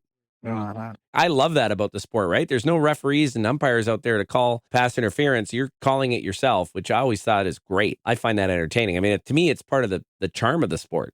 It makes it more interesting. Well, that brings back to the olden days. There's a guy in our club named Glenn Harris. He was one of the elders in curling throughout the country. And my dad, when we played against him, he'd always get mad at him because people would put the broom down. So he would put the broom down, and he would stand right behind him and put his broom right next to it. And and he'd call him like, "You need to put that broom, crosswise so you're not taking seats in the phone." And that's one of the reasons why when I started skipping, I turned the broom upside down. For not only because you can see a white handle, and you can't quite always see the broom itself. So that's what I always, plus you're getting narrower, you're getting, exactly where you want the broom to be. So, but yeah, there's a few issues like that come up from time to time. We talked about it earlier. So with Bud's heart situation, so into that 77, 78 season, when did you know that Bud wasn't going to play, or what had happened, or was this was there like an emergency hospital trip, or what had actually occurred that year? Well, as I recall, and my memory is like as good as it should be, but earlier in that season, in the fall, it might have been like October, November, or whatever. Bud had come down with spinal meningitis, and we were diagnosed with spinal meningitis. Okay, very, it could be deadly disease, and it wasn't until he went down to the Mayo Clinic, and that's when they discovered this leaky heart valve, and so he said, "Well, we need to go in there and do a replace the valve with either a baby valve or a manufactured replacement," and he was going to be gone for the year, and so that was like 15th or so of December or early December, something like that. That's when we ended up picking up Bob Cristman to fill out our team, and we just expected that this was going to be a short-term deal, and then obviously we went on to win, and when the following year did come Bob was from the club. Like, was he? You guys had knew he was a known. He had curled with both of us. Yeah. He was a friend of both of ours, and strong sweeper. And in fact, Bud had taught him. He used to have a fly on his left leg, sort of not totally flat, but anyway, he had 2 or 3 knee surgeries, and so he couldn't do that anymore. So Bud said, "Why don't you just get like a roofer's pad and put a slider on it?" And so Bud actually revolutionized the sport by he created this slider, which was what Bob used, and all the way through his whole career, he come out to the going on. And the beauty of that is you're still right down on the ice, as low as you can possibly be. And so he was knee sliding, like it was on a roofer knee pad type thing. Is that what you mean? Yeah, and it goes on your left knee, and you come immediately out of the hack onto that and slide, and with that way, you have no pressure on your knee itself because it's just bone or whatever that's fit in okay. And you guys, so that season then, so Bud didn't play all year that year. That was you started right from the beginning, or he had started a little bit in the fall, I guess, with you, and then. I can't remember. I don't think he did play because I think he was sick. So I don't think we played much at all. Any skills or anything, didn't have anything to play for the most part. I mean, we might have missed some club skills and stuff. But if you think about, that run, then that's the one year where Bud's not on the ice with you. Because, again, after this, I guess you guys, and we'll get to that, but you continue to throw the last rocks, but, Bud's there and did the season feel very different? Like, what did it feel like not to have Bud with you? Like, it must have been kind of a different. Well, I felt again, I had been a skip my whole life. So it's not as if I'm not used to skipping. But I kind of chuckle as I think back because there's so many people in our clubs. They ain't gonna go anywhere. They can't win. They're not gonna win with that team.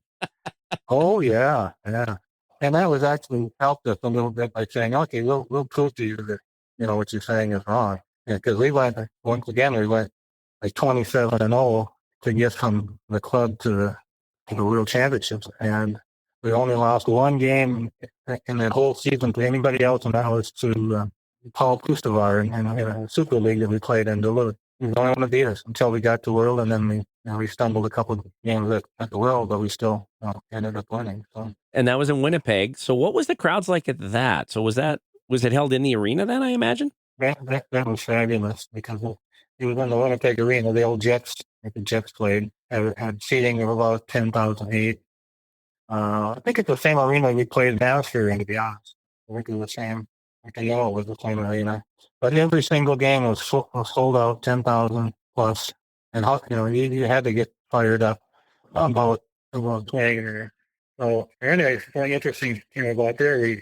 First day we played, I think it was Great Britain, and I had to draw to win. So we won one up on them. And the second game we played Norway, that was Christian Strum, who ended up playing in the finals, but we played him and walked away.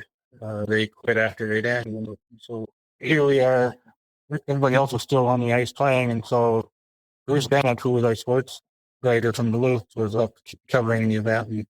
He was just a wonderful guy. He was born with no arms other than to his elbows and no hands or whatever, and he participated in all sports. He could go hit the ball 180 yards on the golf course. He curled. He could type 80 words a minute, and he's just a great guy. But anyway, he says, I want to interview you guys. And said, want to come up and have a beer? I said, yeah, for sure. I'm not going to sit and watch curling. And so we go upstairs and we walk into the VIP lounge, which was there, and they immediately said, well, you can't be in here. I said, well, we're going in, we're curling. We're playing. You've not done that, or you can't be in here. You're going to have to leave. You're not an important enough person to be in the VIP. Yeah. So they kicked us out of the freaking lounge. It's like, okay, now what are we going to do? And they said, well, once you come back to the press room, they said, we got beer in the press room in there. So we walk into the press room, and they said, oh, they can't come in here. They can't come in here. So again, below the gasket, and I think finally he talked him into, letting us sit and keep conducting his interview, and get fired. There's something to do with sports writer in Winnipeg. I think that was his name. I have it written down here somewhere. But anyway, headlines of the paper the next morning is the angry American. And they went on to explain how we couldn't get a beer and how mad we were. That was kind of funny. So that week, you landed 7-2. Was it? What do you recall about getting to that final weekend? Was it? It sounds like you enjoyed it. You embraced it. You liked throwing the last rock. You hadn't thrown last rock for a while. Was there any nerves? Did you find as the week went on, or did you feel pretty comfortable? I felt comfortable, and I think part of that is, and even going back to 74, I think what helped was, in 74 we had two guys that had been there before, Bud and Bill. And me and Tom were rookies, okay, and so been there, done that, and I think that that certainly made things easy for us in 78. But what I noticed a lot, and if you look back in history, I think it's pretty evident, especially if you're a Canadian and you win the Brier and you're a newcomer, they don't win many of the first World Championships because the pressure, especially in being a Canadian, is so high, and then the expectations are so high that it makes it really tough for that, first appearance. I think after time they can figure it out, but it does help to have that prior experience. Was this your first time meeting Ed Lukowich, or had you come up against him maybe before, maybe in a Bonspiel or something? Because he's definitely a unique character. I don't think so. I don't think so. We came up afterwards. We played in the Olympic trials, or Olympic play-downs in Calgary. I don't think he'd come into his own self at that point, but Ed is definitely an eccentric character. He's also a science fiction writer. He's somebody who was very involved in curling throughout many of its eras, but he's definitely got a unique personality. I don't know if it came out back then, because I don't know, so that was a moment where, Mike Chernoff is holding the broom and Ed's throwing last rock, which of course you then do when Bud comes back to the team. But I'm wondering this, was that very common, or was this kind of unique at the time? Like if you think back, growing up in Superior? Was there a lot of situations where, somebody else held the broom? Well, I guess with you and your dad at one point, but for a highly competitive team, kind of have a sense that was a bit unique what Mike and Ed had done. I wonder if that had any bearing on what you and Bud later did. Well, I had seen it before, and the guy mentioned a Fran Deffler, and he owned the TV station in Duluth, and he was from Hibbing, and he had a young player called O'Leary, and so Fran would hold the broom, play lead and throw, and hold the broom for the game. So it happened, a lot of times. And like even in Bud's situation, part of that is because he couldn't sweep like I could sweep. If we were both equal, that might have changed everything, but So you're saying when he comes back, I mean, you might have even just called the game. It's just that, and it sounds like you enjoyed sweeping, so maybe that was part of it. Well, I couldn't imagine him sweeping. Yeah. Really. So you're no longer with us, so I can say that. But sweeping was an advantage, right? It was a big part of the sport, just as it is today, I think. But big part of the game, big part of our game. I mean, I always felt that Tom and I, particularly, there were very few people that could match us playing in the room, and we, to this day, my left arm is bigger than my right arm. Really? And that's some. Oh, sure. Really? Like it's that. Oh, it's just obvious. Oh, it's just obvious. And that's the story. I pounded the drum, and so there was a lot of hitting the ice super hard. It wasn't just speed or sweeping. I was beating it. So when it came about, and moving away from corn, because everybody did, were you sad a little, or like a little melancholy, and saying, like, because I've talked to lots of folks that kind of missed it? Oh, we lost a lot. You think so? Yeah. I always felt we had a 1 or 2 rack advantage just by being good sweepers, and then you go to the push broom and we were just average, and I don't think we gained anything, but we weren't getting any younger for one thing, and it was just easier for us to use the push broom. It kept cleaner ice, and there was positives there, but I don't think it helped us at all in terms of winning or losing. I think we're much better off back with corn. I'm wondering, being Winnipeg, which maybe not too far away, did you have a pretty good contingent came up, and did you have a lot of fans there too, and family? And oh, we did, which was much different than we had in Switzerland. So that was one of the huge advantages. And I guess it ended up the finals was televised on educational TV across the country, and especially when I made that super shot through the port. I've been in airports and had been in airports back then, and they recognized me and say, "Yeah, you're the one that made that." And it was amazing that how far, because I travel quite a bit for work. So I'd be in airports, and I think all over the country, they actually, for the first time, they actually were exposed to curling on TV. Wikipedia is not showing me the line score, so I'm not sure the outcome. But what took place in that semifinal? So you played Sweden. It's just showing a 6-5 final score, but I don't know if it was as close as it shows, or was it? It was a close game. I think we were tied up coming home, and I had Hammer with a couple rocks in play. I came down, and they had a rock on the front of the forefoot, probably at it was like 1 o'clock. Maybe faced the other way, and I came down and bumped it back. And to be honest, it was still fairly close to see who had shot rock. I thought we were closer, but I wouldn't bet my life on it. And they came down trying to kind of do what I did, and got a little inside, and they had to wait. They ended up just instead of pushing us out, he pushed us in. So I didn't, I don't have to shoot my last rock, which would have been pretty much a wide open free draw to the pod, but things happen there too. So that's and Carson Sorum, who you mentioned, so you played him a few times then, I guess, Christian right? Sorum. Christian Sorum. You played him a few times over the years, I guess, in these worlds, right? It just seemed first. Yeah, and we played him in London, and we played part of his team in the Olympics. He wasn't there, but Igel, Ramsgel, and most of his team, some of his members were Igel skipped, and so. Yeah, they're nice, really nice guys. Yeah, I'm wondering if you over the years and had any connection with them that way. But was Bud able to make the trip to Winnipeg when you guys, or was he back home? He did at the beginning. I'm not sure, can't remember exactly why, but he came. He was there for 1 or 2 days, and he had just been cleared to fly. He'd had the full open heart surgery, and had to heal something off before they'd let him fly. he was there like Monday and Tuesday or something like that, and then left to go back. So it was great to have him in the stand rooting for us. So no, he didn't do any coaching then. There wasn't any like the help you'd gotten No. before from that other. Oh. Oh, and I guess if I forgot to ask you this. So you'd mentioned about the 65 World. So in 74, 78, was there a White House trip? Was there kind of other things? You do get invited to more events. I mean, kind of take me through what it was like being a 2-time world champion in the U.S. in the 70s. Did Sports Illustrated do any write-ups as an example, things like that? Like what do you recall? What was it like? Yeah, I mean, they made front page news, obviously, and we had same as Bud's deal. We had a big contingent at the airport. We were only flying from Winnipeg here, so it wasn't quite the same. But and then they had a ceremony. In fact, Bud Grant from the Minnesota Vikings, he's from Superior, and in fact he coached Winnipeg Bombers and back in his day, and he curled. So he knew Bud and he knew me. So okay, now I got to ask you some Bud Grant. So yeah, I grew up in Winnipeg, right? My dad was a huge Vikings fan, and there's that Bud Grant connection. And so I grew up a Vikings fan, and I'm assuming you're a Vikings fan then too, are you? Or you're a Packers fan? How does that work? No, I'm Packers. Oh, that's right. Yeah. Yeah. True and both.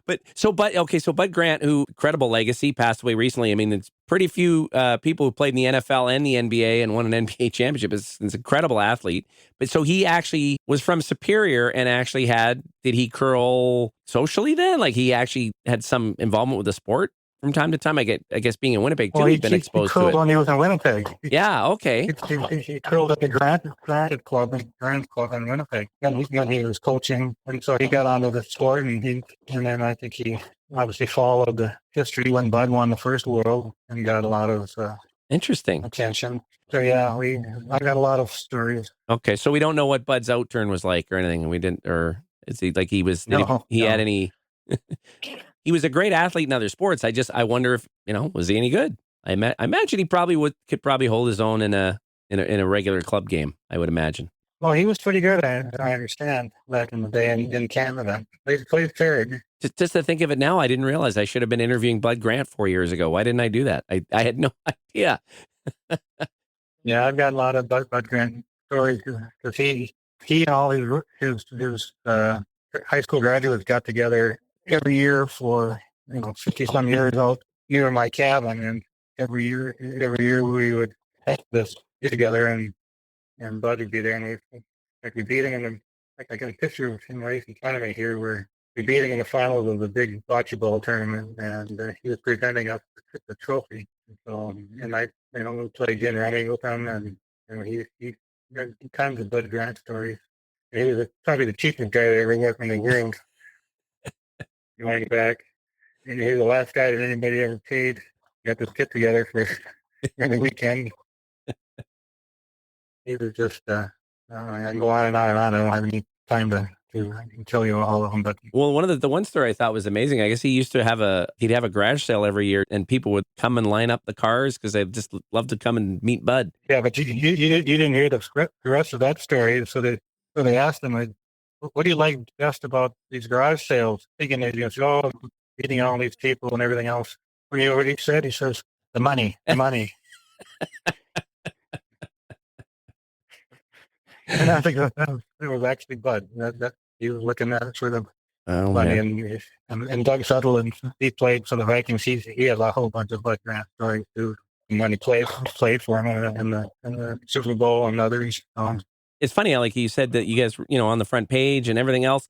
It's interesting how curling's grown from an Olympic level, but strangely, the media these days, and I mean also like who has a newspaper anymore, it's not so common, but generally I find the coverage of the sport in many ways, particularly here in Canada for sure too, is just, it's actually dropped. There's part of me that feels like the sport in the late 70s was maybe at its pinnacle. It was big. If you think about the money, or some of the car spiels I mentioned, but even some of the cash spiels like Thunder Bay, you'd make good money, and in today's dollars, it's more than what you're getting in a bond spiel today. It did feel like the sport was on the map a little bit when you're the world champion in '78. It sounds like.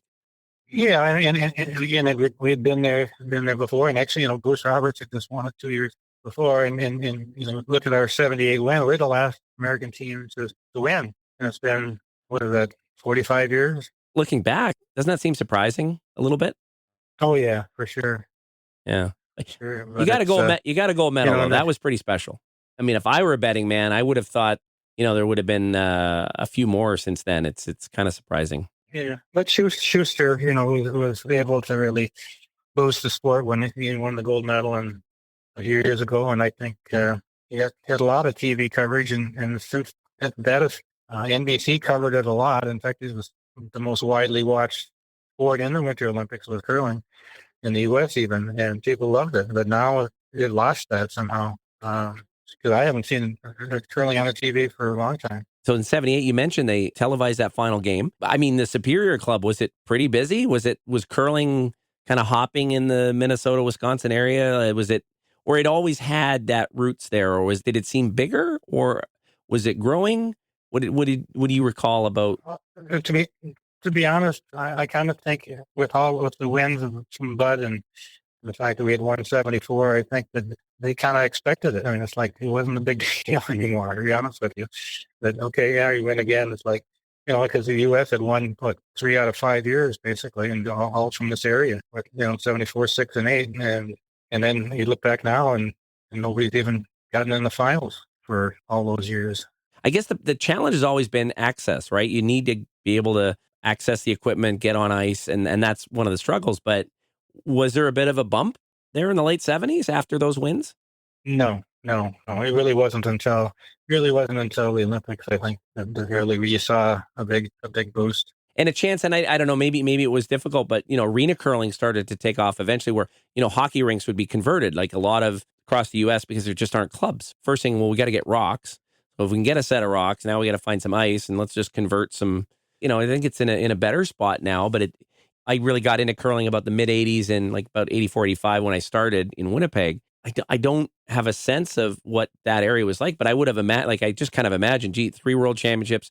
A lot of the history, you were talking about, your grandfather and, Bud's father and grandfather. And it's kind of surprising. It didn't sort of trigger more growth. And maybe it was hard because there just wasn't the opportunities for people to play it. Somebody in Tennessee couldn't just go find a club.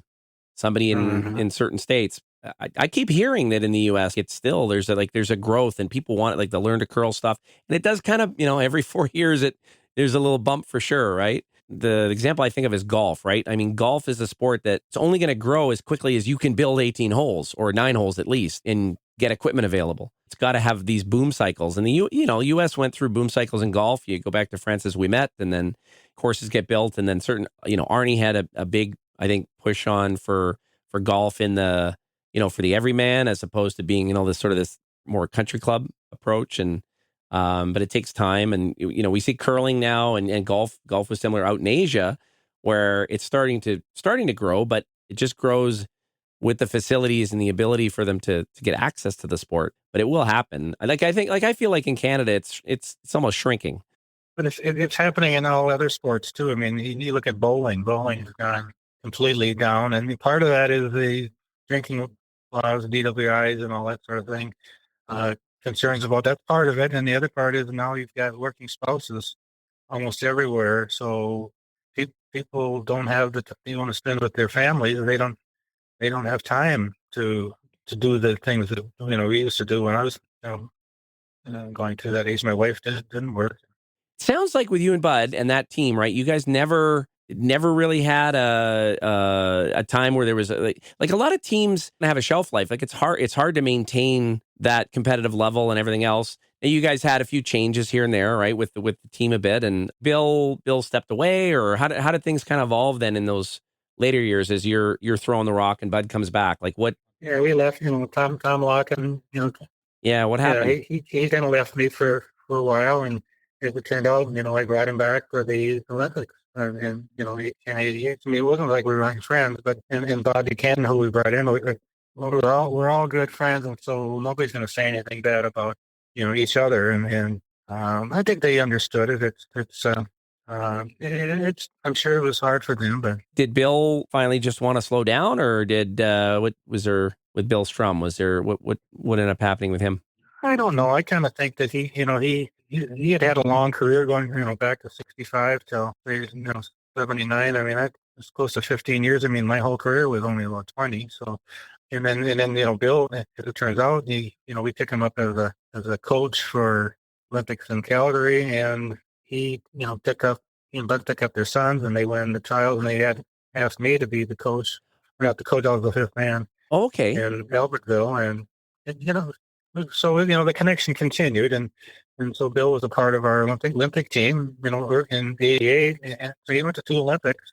But if I think you get tired, I don't know. It's just to play that many years, and I got to the point. To be honest with you, I have my career at work, and I finally said, hey, I got to rededicate my life to work. I'm 40 years old, and it worked for me. I mean, I ended up in just a few years going from a manager to a vice president, and we retired because I was 53 when I retired finally because I was in Edmonton. But had a great time there and enjoyed being there, and I miss it in many different ways. But I wanted to get back home, and because this has been my life. Take me through that Olympics. So, well, first off, were you a fan of the Olympics? Did you ever actually even think of curling and connect it with the Olympics? Was that a thought, growing up or I in the never, 70s? I never even dreamed of it until it became apparent. And it was kind of funny because in spring of '87, we got beat in the state by Steve Brown, and Bud was kind of discouraged and stuff. No, don't worry about it. We ended up in second place. I said, well, we're now qualified for the Olympic trials. And I'm not sure he even knew that. And we hadn't been playing really well that year, and I just kind of got too old, I guess, whatever. But so we decided to play in the Savile field, the Springs field, they call it. And so the four of us, we went up there, and all of a sudden we kind of ratcheted down, and we won the spiel and beat some good teams. And so, with the trials coming up, when they were being held in St. Paul, it was a 32-team modified triple knockout with all the good teams there. That became my goal, and I think all of ours kind of reconstituted our desires, and really, worked hard saying, this is now my goal. So you went back to drinking fewer beers between games then at that point, Bob? Is that? Oh yeah, I mean, it was all work. It was all work, Yeah. So you guys weren't really necessarily a favorite at that point going into that trials, were you? Or because, as you say, you had kind of fallen off a bit, or where was the competition at that stage? Say that again. Well, like, were you guys weren't necessarily a favorite going in, I guess, then, right? Or because of... Oh no, I'm not sure anybody really. I know who was a heavy favorite, and Roberts was in it. I think he might have had a little different team. Steve Brown, he had been winning and beating us from year to year in the state, and then going to I think he's been to one or two worlds. But I don't know. I mean, we're still, we're two-time world champions. I think, we did. I don't know if they did say that we were favored, but obviously everybody knew that we had to be one of the top teams to contend with. And we played on great ice, St. Paul Curling Club, and they had brought in these huge compressors from trucks and put actually holes in the walls of the club. And this was competition was in late April. Okay. And it was like 80 degrees outside. And so they, did quite the job Really? to get good refrigerated ice. Oh yeah. That's not easy. No, it was like almost like a summer spill. It really was. I mean, people were out golfing and everything else. I mean, it was a whole different. And of course, it had never been done before. Of course, there's been a lot said about what they did in Canada. Had a lot of teams all grouchy because they wanted to try to have some teams that were teams, and then they had camps and all this other thing. Sounds like in the U.S., it was just, no, we're going to get our best 32 triple knockout. But you said, like, you had to qualify into it, but then you had some time to prepare. What was the event like then? Was it, I guess like in terms of the play, like, was there, like it played down to a final, I guess? Who did you play in the final? We played Steve Brown in the finals, who had just beaten us in the state, before, and so had a good match with that. And going back to '78, we dedicated our '78 win to Bud Somerville, and then when we went on to the Olympic trials, my dad was dying of prostate cancer, and I kind of dedicated the event to him. So it kind of went through our minds all the time. Yeah. Yeah. And he did. He ended up dying like 4 months later. So we went through a tough time. Oh, so did he get to see in the Olympics? No, he died before that. Yeah. Well, when again, just with the trials, any memories of kind of close games, or was it did it sort of happen for you guys that week? Was there anything that sticks out? We ended up losing one game, Bemidji, I think, and but with the triple knockout, I mean, most people had to, you had to lose three, and so you had all the good teams there, and so you're playing good teams every time you turn around. But we played good. Would Steve have to beat you twice, or how did is that? No, There that was the modified part of it. Oh, modified part. Okay, I see. Once you got there, we're down to two teams, and one of us is going to win. And we had a relatively close game. I made a run back double on one of their rocks and late in like the eighth or something, right? And which, if I hadn't made it, it might have changed the outcome of it. But other than that, then we had control coming home. I think we were one or two up home, so with Hammer. You're an Olympian, which is an interesting thing as a curler, right? Because it's, I mean, were you treated like an Olympian, or because it was an exhibition? I don't know. Just tell me about that experience going to Calgary. What was it like? Well, it was unbelievable being part of the, walking to the stadium, and having that big of an audience. All the people in both Albertville and in Calgary. I mean, Albertville, was sat on the bus with Nancy Kerrigan and the other one that won the gold.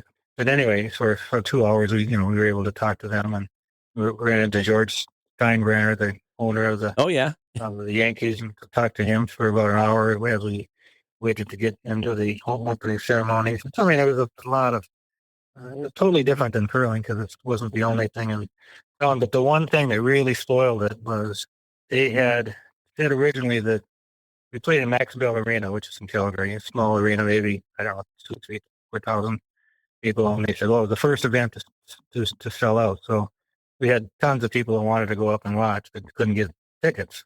Well, turns out, whoever the idiot they had running this thing, he issued one ticket for the whole day.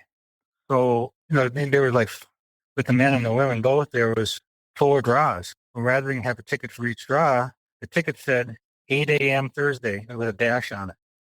Okay, so I said, I don't want to go there at 8 o'clock in the morning. They didn't realize that ticket was for the whole day, and so we had nobody in the stands. Well, I mean, I'd heard about the nobody. Yeah, I'd heard about the nobody in the stands, but they hadn't been that well explained to me that it is sort of a day ticket, and the way it was marketed was a little unclear. And then, on top of that, I think also you had a lot of curling fans that wanted tickets, but sometimes there were tickets that were just, there was corporate tickets and things that happened where maybe there weren't even people that were big curling fans. So you had people that couldn't get in that wanted to get there. You'd immediately think, oh, Calgary. I think the people who got the tickets, they didn't know what they had. Yeah. They got a ticket in the mail, said 8 o'clock. Said, I don't want to go at 8 o'clock in the morning. They didn't realize they had a ticket for the day. For the whole day, and they could have gone in. Wow. They could go to any draw they wanted to. And so all of a sudden, toward the end, they were giving the tickets away, basically. Anybody, but I bet you we didn't have 100 people watching each of the games. I mean, it's like, which is so strange. I mean, this is a city of Paul Gausel and Ed Lukowich, and you've got, they were, Ed had won the Worlds in '86, and it's a curling city. Calgary is, and Alberta is a big curling place. It's just odd how it would kind of get messed up that way. But then again, also, there might have been some back end politics because it wasn't a true medal sport yet. But I guess to that point, you still felt like an Olympian. Like the experience was that, and I think we look for sure back on it very fondly as a great, for curlers and curling fans, as kind of that. Yes, Nagano was sort of the first real medal, but '88 was special in many ways. And I've seen some of the video now too, and I don't know if you've been able to see it, but there's some a little bit of video of your game with one of your games, and I think it was probably special too because Bud, like, how old are you then at that point? You're pretty close to 40. So Bud's about 40, close to 50. Yeah. So Bud's about close to 50, right? He was 51, yeah. Most likely Bud's not, this is his farewell. He's probably not going to be coming back and playing in the Worlds too often in the next few years. Although, like you say, came back, but then 4 years later, actually, pretty impressive. So I know it's funny, you mentioned like how you had some knee trouble, he had some knee trouble, but you guys held up pretty good then. And, managed to play pretty well. You're obviously crafty veterans well into your later years. Well, thank you. It's amazing that neither Bud and I have had knee problems. I really, Bud's no longer with us, but he didn't have any. He had a whole bunch of other problems, but knee problems weren't one of them. Like, myself, I've got a bad back, but mainly my knees are perfect. I ran for 20 years and in the same time frame, so I was finding pavement for quite a bit, which you'd expect to have knee problems, but I didn't. Yeah. I'm lucky for that. But I swim every day. That's what's helping me a lot. I probably swim 330 days of the year now and have been for the last 20 years, 15 years. So, yeah, I mean, that's good for my body. And it doesn't stress out my. So when Albertville comes along, but you had like, had you pretty much like hung them up by then, or you like you mentioned that your career was taking kind of priority. What was the situation around when because they picked you up as an alternate, I guess, to join them at the Olympics, or that An alternate. And the reason for that is I could fit into any of the positions basically, and if anybody needed it. And yeah, that was. I mean, I had to get back in curling shape did you? to Yeah. to go there. I didn't have to play at all, but I was ready to play, and ironically, like about it within a year, that's when I blew my knee out. Oh yeah. From I could no longer do the tuck delivery, and I had to switch to flat foot, and my game just it was uh, severely hampered from that point forward. So, What were the years you were in Edmonton? When was that? You said, as you said, just kind of towards the end of your working career. So that would have been 1996, 96 to 01. And I was there when they had the Briar. The Briar was there one year when I was there. I think it was 97. And what do you remember about Hector then? So I never got to meet him. I was actually out in Manitoba, Ontario when he was kind of in his later years here. What and you mentioned that you played with Rod Hunter. You said, like, I did get to meet Rod, and wonderful man. What just any stories or things you recall I about? was really saddened to hear that he had passed away. I mean, that's amazing. Well, I didn't do much with Hector other than being on this. We were on the downtown development. I think there was and also a Crohn's and colitis fundraising committee, and so like he was running one of the clubs, curling clubs up there at the time, and I think during that time period, I think he might have been dismissed from that, but I don't think he was playing it anymore. But no, we had good discussions, but I did spend a lot of time with Rod. We golfed together, our wives, and we got together several times, and so I certainly miss not having him around. So you saw him throw in his later years. Was he always the arrow, or at some point did it get a little crooked, or was he just? He was pretty straight. He was pretty straight. I mean, he still played certainly 10 times better than I was at that stage, and I was playing third, and I probably shouldn't have been because my ability, and partly because I wasn't playing at all. I'm playing once a week or whatever. I did a training practice rock for 10 years probably. Do you throw it all now, or have you tried to stick, or do you have pretty much when's no nothing? I played maybe about 5 years ago in the cystic fibrosis backfield that the dad was learning, and that was my last time. And I go to Florida. I'm going to be leaving like 2 weeks from today to head to Florida for 3.5, 4 months. Yeah. So I'm not around much of the training season, but as I get older, my balance isn't the same, and my delivery never was very good going flat-footed. So I don't want to embarrass myself, so I kind of stay away. I'll say this because I watched some of the video now that Mike Chernoff shared. I mean, you had a pretty awesome tuck delivery though. I thought you had a really interesting slide. I mean, that's something to emulate. Of course, being a Manitoba boy growing up, it's funny. I ended up flat foot. Tuck didn't really work for me, but I always kind of wished I could have had a tuck slide. I don't know if I could admit it. You could try hard. You could try the hard ones, that's for sure, because you keep out of the heck. And the flip side of that is it made it very difficult on fast heights because just the speed getting from the heck down to a tuck, you already get momentum going forward. So that's where it became an issue. What I would have to do is let go of it, instead of letting the rack near the hog line, I'd have to let go of it like at the tee line, just so that I got the distance to go to travel by itself. And that doesn't produce great results, but sometimes it's the only thing that you can do to keep the rocks from going to the house. So we've been chatting for 2.5 hours. Did you realize that, Bob? I don't know Yeah, if you knew that. my phone went dead. I had to go get a charger Oh. while we were talking. Anything you think we missed, or anything that you wanted to add? Well, just something that, because again, we were talking about curling ice and how terrible it can get. In '75, I think I mentioned it was probably our best year. Well, we get to the Nationals, and it was in Detroit, downtown Detroit, in the Cobo Hall, which is, a big, massive hockey rink, basically, and entertainment rink or whatever. And we get there, first thing, we get there, and for practice, and there's like about an inch of water on the ice. Oh. They weren't ready. Yeah. We had to wait for ice, and then didn't have any professional curling ice makers. They just had the union guy that did ice for the hockey teams or whatever, and he put like an oil-based paint on. He painted the circles, and what happened is all that paint came to the surface, and so when you slide on the ice with your glove, your hand would get so sticky that you'd have to peel it off, just off your hand to be able to open your hand, and it got super slow. And your broom, we were using brooms back then, obviously '75, and it wouldn't recoil. It would, you'd swing it, it would stay in the. It wouldn't go back to the 12 o'clock. It would stick wherever it is. Oh no! So it was.